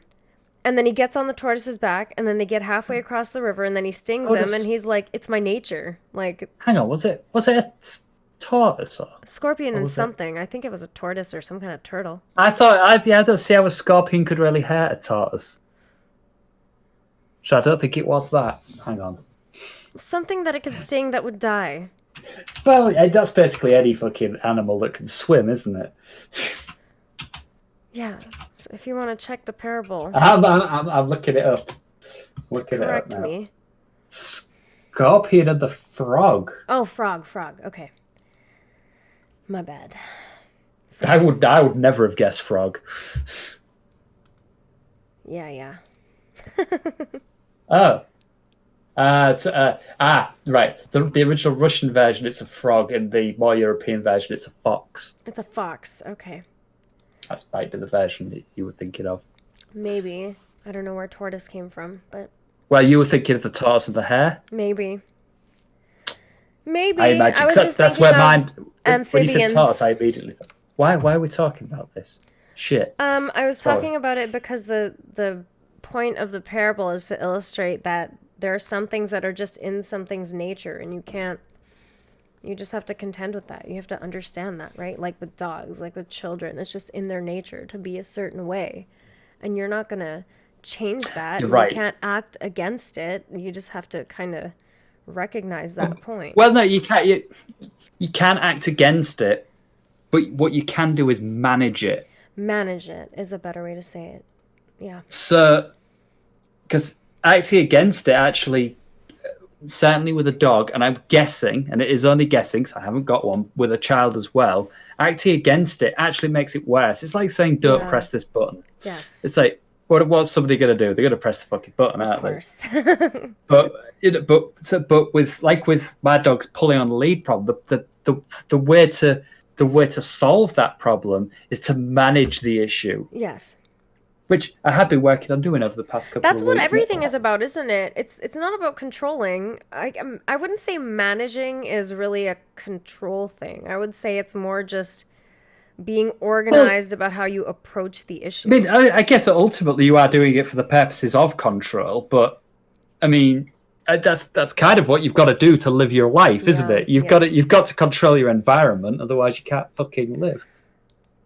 But control makes it sound like it's like you can control it. You just have to manage the facts of your Well, environment. people get very very uncomfortable when you start to use words like control Yeah. with children, don't they? Yes. And they probably shouldn't. They probably should just get over that. Yeah, I agree. I mean, that's kind of your job. Your job is to control your children. Your job is to be the person that guides. And in order to guide, you do have to assert a little bit of control. You know what I mean? That's what they depend on you to do. Same with your dog. Your dog depends on you for that. They can't know what's bad or good unless they're told by us. And not only that, told, and the same goes for kids as well, told in a way that they understand. Right. So just, for instance, just shouting at a dog, that's not going to work. No. Because in the dog's mind, shouting is not necessarily a bad thing. What does a dog do when it's trying to get your attention? It barks, doesn't it? It shouts at you. It doesn't really see you. It doesn't understand words. So when you raise your voice, it doesn't really see that as being anything different from what it does. Right. It could detect your tone, absolutely, but not. It's an imperfect art at best. Mm-hmm. It's like I've told you about this before. My next door neighbour, they've got a dog. Yeah. And I've lived here for 5 or 6 years now, and every time that dog barks, every time it barks, the woman there shouts, "Buddy!" like that, exactly like that, exactly like that. Every single time, that's just how it is, and that makes the dog bark again every time. Of course. And they've never ever got it in their head that it's them that's causing the dog to bark. Yeah. Stupid. I mean, the fact that they never take it out for a walk as well probably doesn't help, but They never take the dog for a walk? no, it's never left the house. See, that's miserable. Why would you have a dog if you're not going to take it out? They had 2 dogs, and I'm assuming that one of them's died because they've only got 1 dog now. I couldn't even, the only reason I will not get a dog apart from financial reasons is because I don't have a backyard for it to hang out in. You know, I don't want to keep a dog cooped up in the house. It's not like a cat. Dogs need more activity, don't they? And attention? It's completely the other way around. They don't need Cats. attention? You're meant to let cats out. Cats aren't really designed to live in a house. But they Dogs do. can live. Well, they have to where you live because they get eaten by the wildlife. Right. But where I live, cats are outside animals. They are allowed. People have them in houses, but they let them outside. Dogs tend to live in houses. Like my dog. When I was sat in the garden before, my dog was inside, laid under my bed. Don't ask me. I had to make that video that I showed you. I had to actually call her downstairs to get her outside. Oh my God, really? She wasn't just hanging out outside? She likes inside better? When it's hot, she likes the inside. Oh better, yeah, that's fair though. If it's 30 degrees plus. But no, dogs tend to be house animals, and they only go outside when they go outside with you. Yeah. Oh, okay. Yeah, I am a big fan of people that just keep dogs outside. I mean, you can do. Don't get me wrong. It would do the dog any harm, but that's not how I like owning a dog. Yeah, totally fair enough. But you're lucky. But no, you have the option of putting her outside. You have a nice big backyard. You know what I mean? But I never ever do ever. The only time I ever let her outside is if she wants to go out for to relieve herself or something. Yeah. She never. I mean, obviously, I take her for a walk, but that's the only. She doesn't. I don't just put her in the garden because I'm, pissed off with her or something. Right. No, you're usually sitting out there. Okay, so Yeah, but in winter, she just stays inside with me all the time. Well, of course. Why would she need to go outside in the winter? Was she I even don't know. like She that? quite like. Does she like the snow? Oh God, yeah. She Oh, loves really? It. Yeah, she's a proper sheepdog, like a proper sheepdog, designed for snow and stuff. I guess so. I don't know those Yeah. things about dogs. I know she's a sheepdog. I know she's used for her breed is used for rounding up animals. Sheep. Sheep in particular, yes. Okay, let me continue this. Autistic people we test now are less and less different than typical people. That's because they're still fucking people, you idiot. Really They are less and less. typical people. Right? To the point where if the trend continues, we won't be able to find the least difference within 5 to 10 years, he said in an interview. Matron says the problem is that the criteria have lowered to the point where a diagnosis could become nearly meaningless. Kind of like the word racism, right? Like I was just gonna say it's like we're defining words out of existence. What does that remind me of? oh my gosh, I think this is such a frustrating problem. Is that like, yes, we can acknowledge there's bleed over. Yes, we can acknowledge there might be some overlay. But why is it that we're now like, now autism has to encompass so much more, which is effectively going to make it meaningless, just like racism. If you're going to add this to the problem, well, then it doesn't mean anything anymore. And you may as just fucking say you're a hater or whatever. Oh, you think a white person's good in this role? You're racist. Oh, you think a white person's bad in this role? You're racist. What? All right, then. Oh, you had an off-kilter emotional reaction to something? You must be autistic. Oh, you didn't have an emotional reaction at all? Oh, you're autistic. Yeah, I was gonna say you're autistic. You're autistic, whatever you do. Yeah, no kidding, Yeah, right? yeah, you are right. It's very similar to the racism thing. And it's unfortunate because it makes communicating that much more difficult to do. So if you and I are having a conversation about racism, like I trust you to understand that we're talking about actual instances of hate or dislike based on the skin color, which is what racism is. I don't need to bring oppression into this. I don't need to bring anything else into this. That is what it is, cut and dry. But if you're talking to somebody and trying to have a conversation with, like, say, an SJW type or something like this, who's going to take racism and use it as like a synonymous term for oppression or white supremacy or whatever, which is what happens, well, then what's the point of having the conversation? You have to sit there and you have to spend all that time deconstructing each other's definitions when there's already a definition available for the damn word. What people are like overcomplicating things. It's so unnecessary. What is language if we can't have agreed upon definitions, which we fucking do? Well, to be honest, just over intellectualization in general is probably going to be the end of our civilization. Yeah, it is. It is like just run amok, isn't it? Like this frontal cortex that we have, people are not. They can't seem to stop it. It's like, let me just twist this into crazy wiring for as long as I can do it. What is happening? You know? Stupid. What is the point? It makes it so hard to talk to people. Matron and 4 other researchers conducted a meta-analysis of previous studies that compared people who have been diagnosed with autism with those who haven't. The analysis, which included data from 27,723 individuals, that's very specific, includes practically the whole of planetary research on the autistic brain. Pardon me. Did you hear that wheeze? I did. The analysis found that the differences between the groups have decreased over time in 5 of the 7 main constructs that define autism, including emotion recognition, theory of mind, planning, and brain size. In contrast, the group found no such tendency when it comes to the prevalence of schizophrenia, which has remained stable for the past 2 decades. Globally, the number of people diagnosed with autism has risen dramatically in recent years, going in the United States from less than 0.5% of the population in 1966 to more than 2%. I mean, that's still pretty small, isn't it? But, well, 0.5% of the US to 2%. That's a fucking lot of people. Yeah, I guess so, from 1966 to now. But a lot of those are probably faulty diagnoses. Possibly, yeah. Well, probably. It's difficult. I mean, it is a bit difficult to say because it may well have been something that was underdiagnosed in the past, but I think we've swung too far the other way. Yep. The study's authors say their findings may be due to several factors, including a true increase in the condition, greater public awareness, the fact that a diagnosis leads to greater support, a lowered threshold for diagnosis, the use of checklist diagnoses, and a greater tendency to diagnose individuals with a normal IQ. They note that understanding of autism has also evolved from a narrowly defined clinical picture to a spectrum of conditions of uncertain similarity.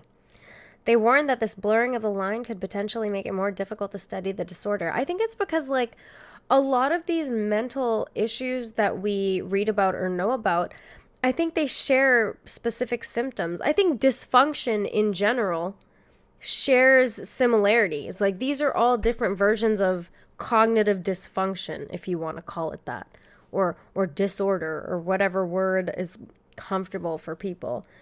And I think that that's maybe what the problem is that so many of these things share so many similar like symptoms, which is fair, but I don't know.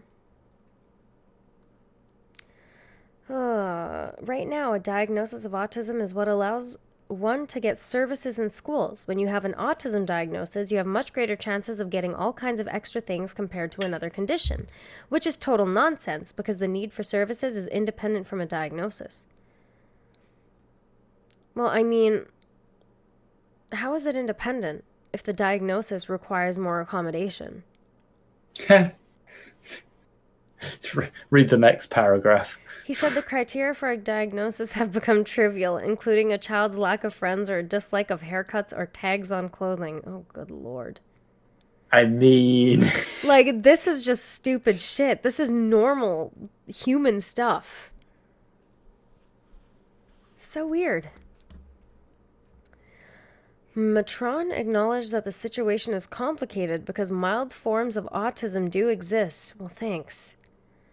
However, he noted that having certain autistic traits isn't the same as having autism and said it's fundamental for medicinal professionals to move beyond a simple checklist of symptoms like lack of friends or dislike of haircuts or tags on clothing. He said I know people who have all of those things and they're not autistic. Yeah. They're just 100% not. I'm not a doctor, but they're not. He said the potential for misdiagnosis is problematic in many ways, including the risk of children receiving the wrong treatment. Duh. The people who are diagnosed as autistic when they aren't often have problems, but they're not the same ones. The cost of specialized services for autism are high, and too many diagnosed children can spread resources too thin, meaning those who need them most don't get enough. But I mean, that's why we have professionals who should really look at this stuff, and it's difficult to have a comprehensive checklist for any kind of symptoms too, with this stuff, I think. Again, I think it might very well depend on the doctor you see and how desperate they are to get rid of the slightly more annoying than maybe normal parent. Yeah. Dysfunction and disorder being more terms of art than science could also be part of the problem. I don't think dysfunction and disorder are terms of art, Tails. No. That is such a silly thing to say. I disagree. Being more terms of art. Shut your mouth. Jesus.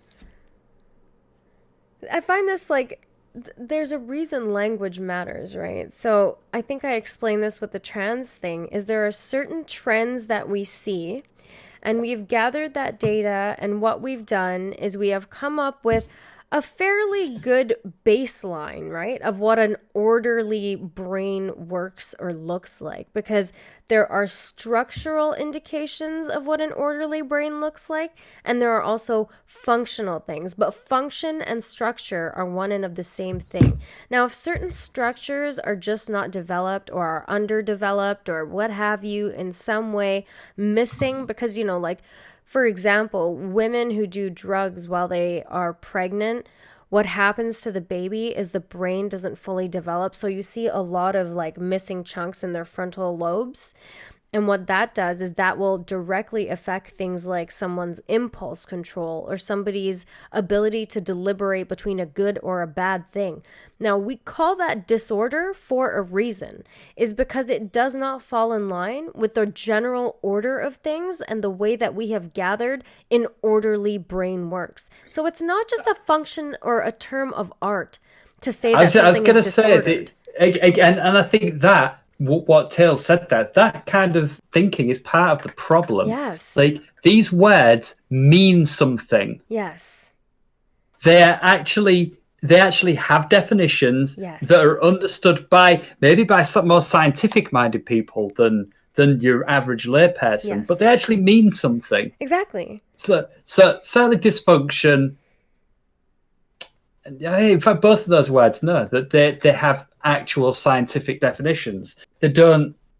They're not terms of art. No, and like don't get me wrong. I'm sure there can be, Yes. but what that basically means is They can mean anything I like. See, this is the problem with like postmodernist thinking, right? Oh, many interpretations, blah, blah, blah, blah, blah. No, that just causes further obfuscation. That is your failure and inability to grapple with what words mean. And that is your uncomfortability with the words dysfunction and disorder. Why should that be everybody else's problem? As I just explained, right? Like, it's like the trans thing. Remember how I said it's a mental illness, it's a disorder of sorts. There's a reason for saying that. And it's not just to be rude or brash, it's to explain that based on the regular order of things, what we call normal, how things fall on a bell curve, it is outside of what we mostly see.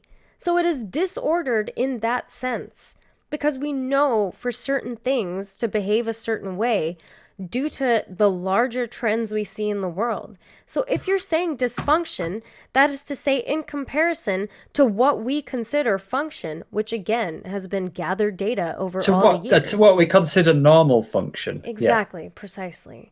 But I think the reason that there are like stigmas attached to these words is because people feel emotionally hurt by the fact that you're saying they're dysfunctional or disordered.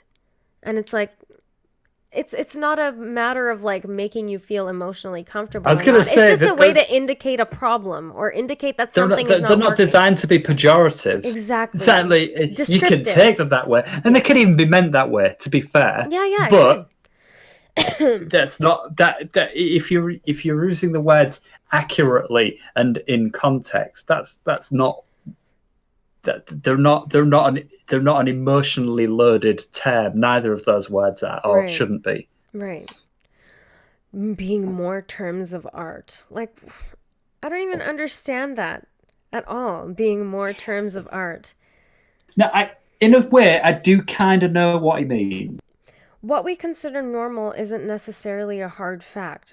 Okay, but we're going to base our opinions and our assessments from what we generally see in the world. I was going to say that's nonsense. Yeah. Exactly. And that is a hard fact. What you generally see is a hard fact. Yeah, that's why. Because you generally see it. Exactly.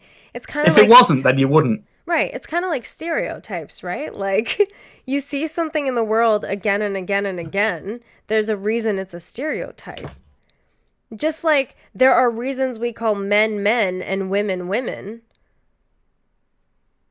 There are reasons that there are certain behaviors that are like identified with men and identified with women. I was going to say that sort of thinking is where this whole gender on a spectrum thing comes from, and I don't like that. It's relative to a non-objective standard. So the thing to notice is like, how is it not objective? If it is mostly something you see in the world, I just want to know how it's not objective. How is it non-objective? What is the objective standard then? Because the objective standard is derived from averages, from seeing what normal is. Normal is normal because, again, of numbers and what we generally see and how we have learned function. And so, why am I even explaining this? You know what I mean? It's just such a frustrating thing. This is the issue that we have. Like this kind of. The problem is exactly what we're doing right now is you spend more time talking about the definitions of words than you do about the actual concept that you're trying to convey. Yeah, so it's like really frustrating. I'm getting caught up in Tails' confusion to accept certain things about reality when I'm going to move on from that and not waste my time. Because these things have been established. Does that mean that they cannot change? Of course not. Trends can change at any time. And when we see that change, I will adapt that change and integrate it into my mind, and that will be what normal is now. But we understand these words to have definitions, and they describe aspects of reality. And instead of taking it and Jordan Petersoning the shit out of it, just accept that there are certain things. There are objective standards. They may not all be objective, but there certainly are some in existence that we are using against other information. You have to accept that, otherwise you are never ever going to progress through life very smoothly. You're just going to be confused. Like is like, what is the need to confuse something that is already simply in front of you? Well, it just speaks to your inner confusion. Just hang on 1 second. I'm going to transfer you to my phone while I feed the dog. Okay. The myth of mental illness is basically what I was pointing out. So you're saying that mental illness is a myth now? Because I certainly don't think that way. I don't think that mental illness is a myth. Hello, can you hear me? Hi, I can hear you. Yay. Where are you going? No, I'm going downstairs to feed Oh, right, the to dog. feed the dog.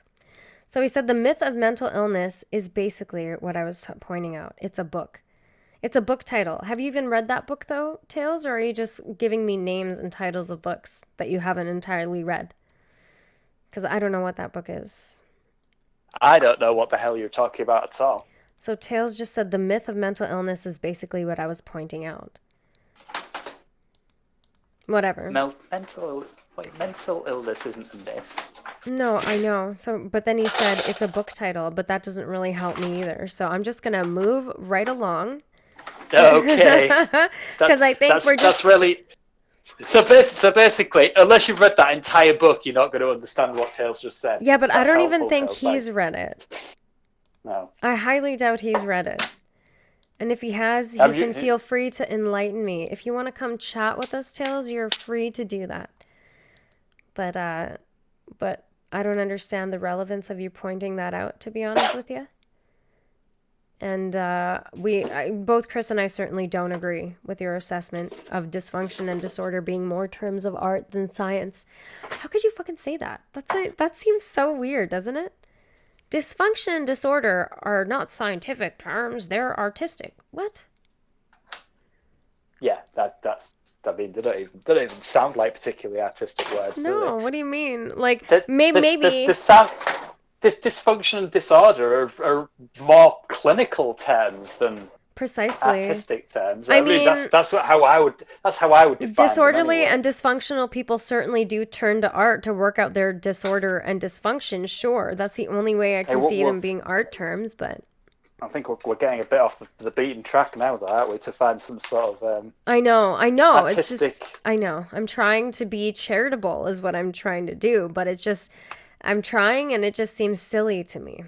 So, there comes a point where you just don't want to deal with a lot of woo, right? I just want to keep my definitions basic. I want to keep my usage of words basic, and I don't want to try and lather too much shit on top of things that are already quite heavy on their own. There's no necessity for it. The thing is, when you're having a conversation about something like this, it's a certain level of understanding between the people who are having the conversation about what words actually mean and how they're used is required. Right. Otherwise, even if you are speaking, ostensibly the same language, neither of you's going to understand what the other one means. Exactly. And this is the problem that I increasingly have with people, is that even though they're English-speaking people, they seem to have a completely different understanding of the language that I do. And I know for a fact that I'm fairly well informed about how the English language is put together and works. So that causes me some quite considerable schisms sometimes. Mm-hmm. I think it's also just something like when... I don't even know how to, I don't know how to wrap my mind around wanting to or just getting into the process of, changing what a word means, right? The only thing I can think of is that people just look at so much information on the internet, and all that information processing just crashes in their brain and causes mad confusion because of just the sheer volume of information that somebody is taking in and trying to sort through. So you're putting yourself in a place where you are ever confused, when you are just drawing from many different sources. Not to say that that's a bad thing, but unless you have some sort of mechanism in your brain that can sort it out, or discipline yourself to keep it limited until you can sort a few things out, your confusion is going to become everybody else's confusion. Mm-hmm. Mm-hmm. Well, in fact, more than that, your confusion is going to propagate into other people's different confusions. Exactly. And then everybody just ends up being confused, but in different ways. So even that isn't helpful. Red guy said, just call him a peahead and move on.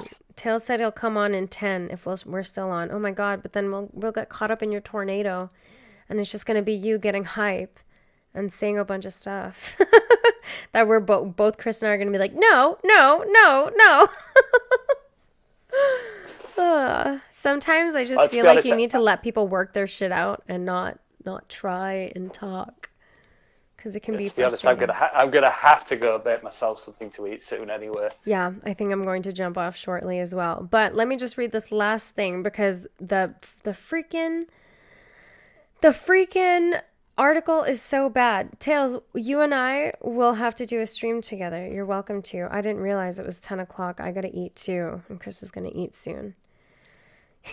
I'm giving Tails mad shit. But see, the thing is, like, it's very difficult, right? Like, I've had this issue before where it's like, I can't, we are just coming from two very separate places. And I don't want to get into a semantic argument with you, because that's where this whole thing started, is semantics. So we're going to argue about what words mean. And we're going to argue, and you're going to bring in examples that I'm like the one that you just brought up about how, like, women or female promiscuity was considered a disorder until relatively recently. Okay, that's fine. But what changed that is more knowledge and more study and recognizing that women have sexual proclivities also, because, you know, we want to make babies. So that obviously is not a prevalent thing in the way that we think about disorder anymore.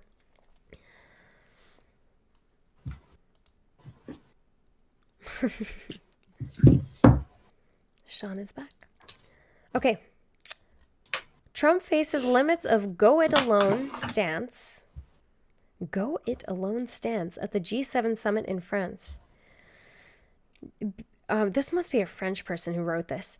Under the threatening clouds of a global economic slowdown, U.S. President Donald Trump is confronting the consequences of his preference to go it alone, with low expectations that the leaders of the richest democracies can make substantive progress on an array of issues at their summit in France.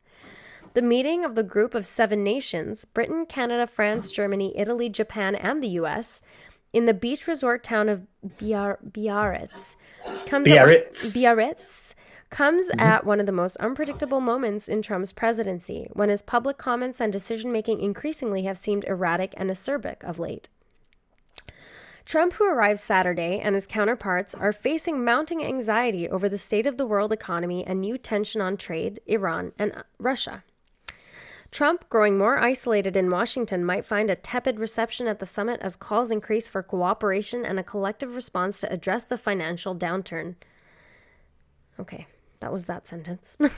White House aides claimed he engineered a late change to the summit agenda, requesting a working session on economic issues.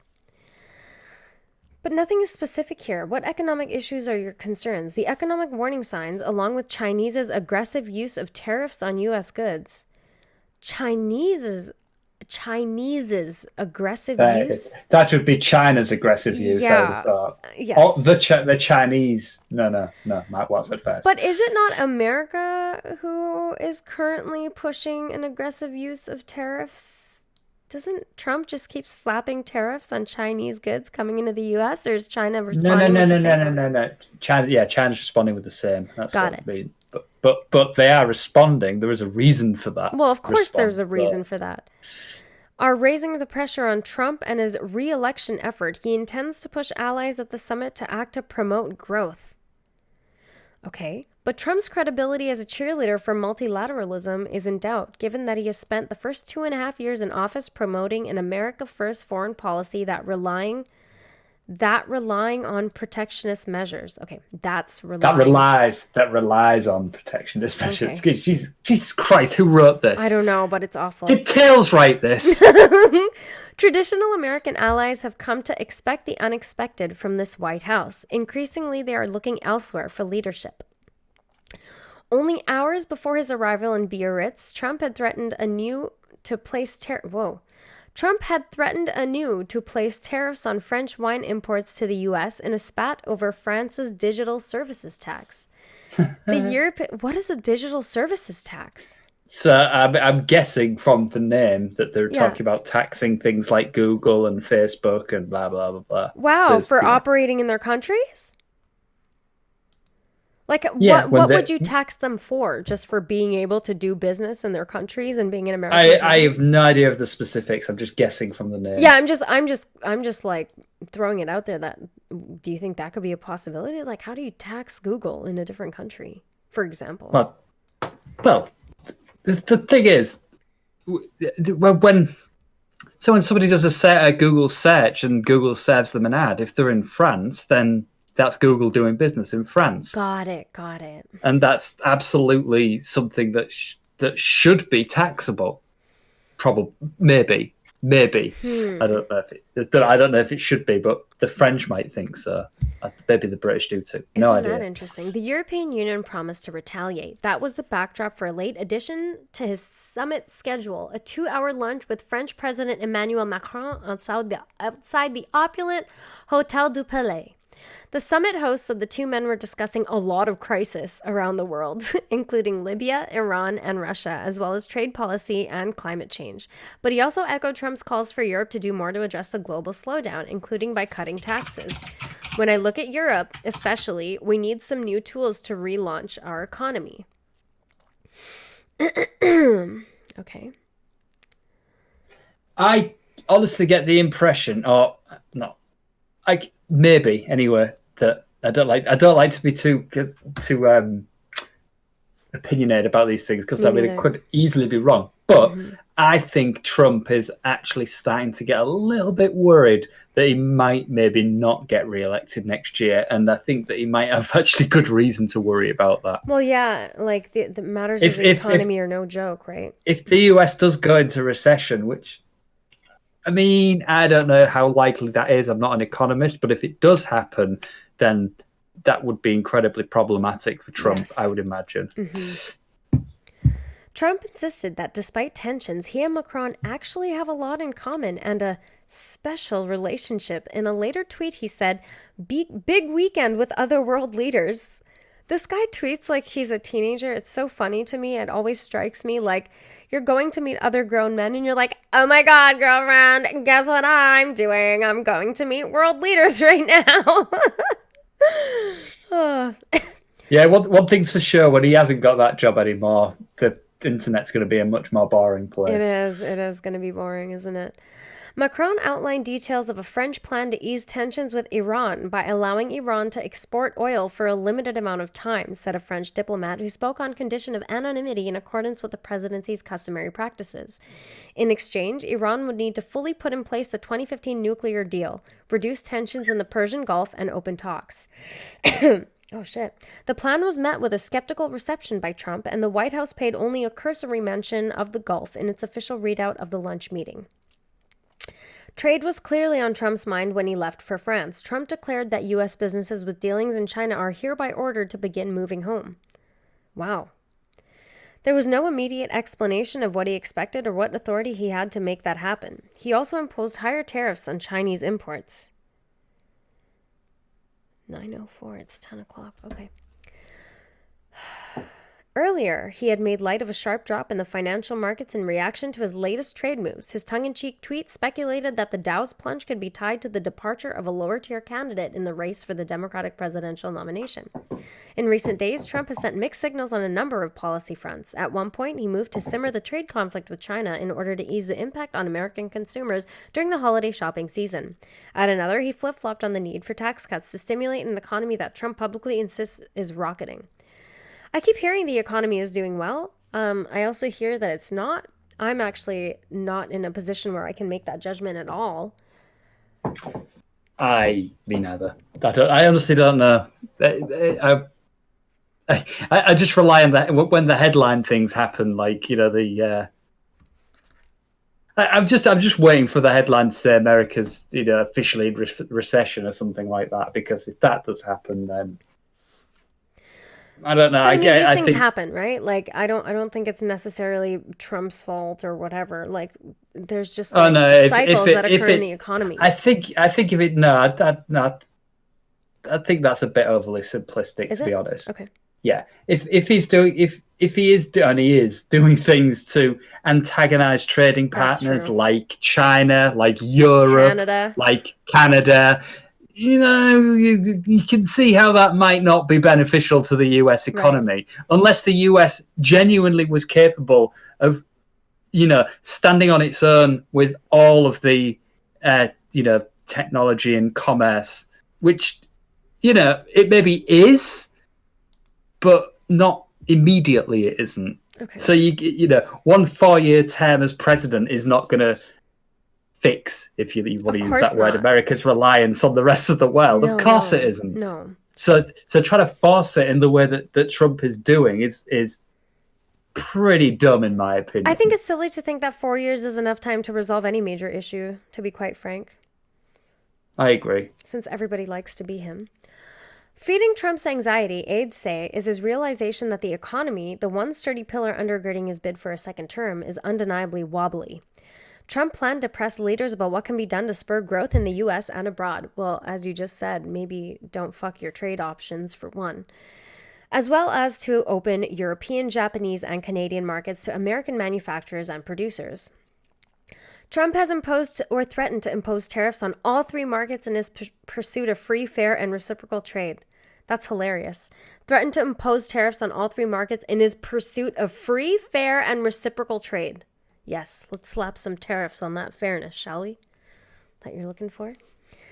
The annual G7 summit has historically been used to highlight common ground among the world's leading democracies, but in a bid to work around Trump's impulsiveness, Macron has eschewed plans for a formal joint statement from his gathering. Last year's summit, hosted by Prime Minister Justin Trudeau, ended in acrimony when Trump felt he had been slighted by Trudeau after the president left the meeting. Trump tweeted insults at Trudeau from aboard Air Force One as he flew to a summit with North Korea's Kim Jong-un. That is actually quite funny. I mean, you've got to give it to the guy. That's funny. Oh my God. You remember the picture I showed you this morning of him like shaking Trudeau's hand and he just looks so dejected and just upset? Oh dear. And Trudeau, you say what you like about the guy. He looked happy and relaxed. Yes. Trudeau often looks happy and relaxed. He does. I think he's actually on some form of narcotic permanently. But, maybe he's just high on life, and that's fine. Take your time, ho. And you voted for him. I know. I voted Liberal, but same thing, I guess. But it's because they didn't really have many choices, did you? No, I really didn't. It was him or Stephen Harper, and I'm not a big Stephen. And what's his name? Like, our NDP leader died. I would have voted for him otherwise, but NDP's not that great either, so... I think most of the elections that are going to happen now are going to be like, who's the least shitty? Whose shittiness can you put up with the most? It's just a shit sandwich situation. Addressing the global slowdown isn't the only pressing challenge that Trump has discovered requires joint action. For more than a year, his administration has struggled with persuading European leaders to repatriate captured fighters from the Islamic State group. So far, his entreaties have fallen on deaf ears. Entreaties. I'm going to Google that word. What does it mean? Oh, hello. Hey What's there. going on here? Good morning. I mean, yeah, Good still good morning, morning. Jamie. Good morning. An earnest or humble request is what an entreaty is. Okay, I got it. We're talking about the G7 summit right now. I'm enlightening Chris, and then I'm going to have to let him go eat. Oh shit, you're live. Yes, I Oopsie. am. Hi. That's why I'm in the live we're, part. we're only in the live chat when we're live. It's the second time you've done this. To be honest, I didn't look at the name of the channel. I just saw you guys in a channel and was like, oh, I'll go say hi. Hi. Hi.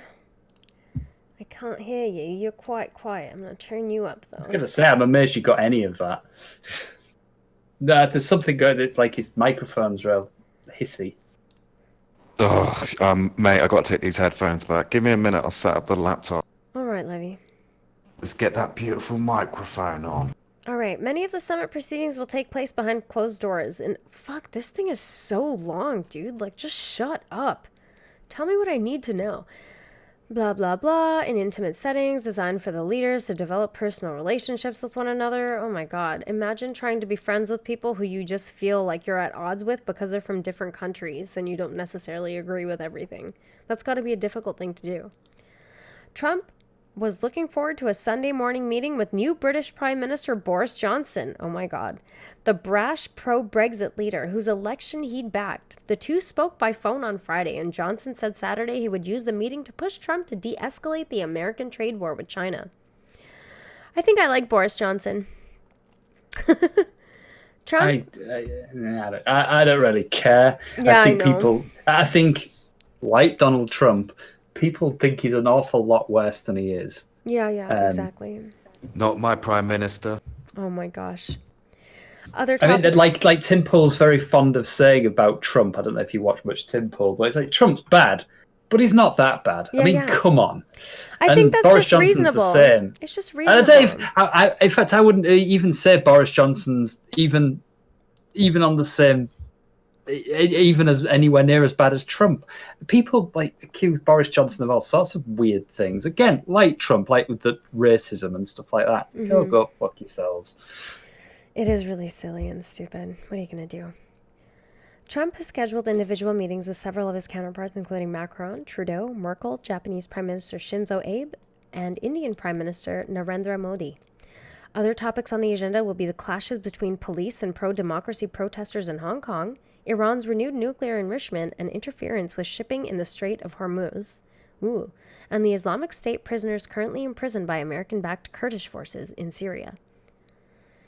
I mean, if there's Islamic State prisoners, who cares? Let them stay there.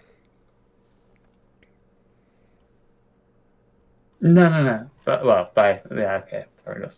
Right? Yeah, why the hell who gives a shit about ISIS prisoners?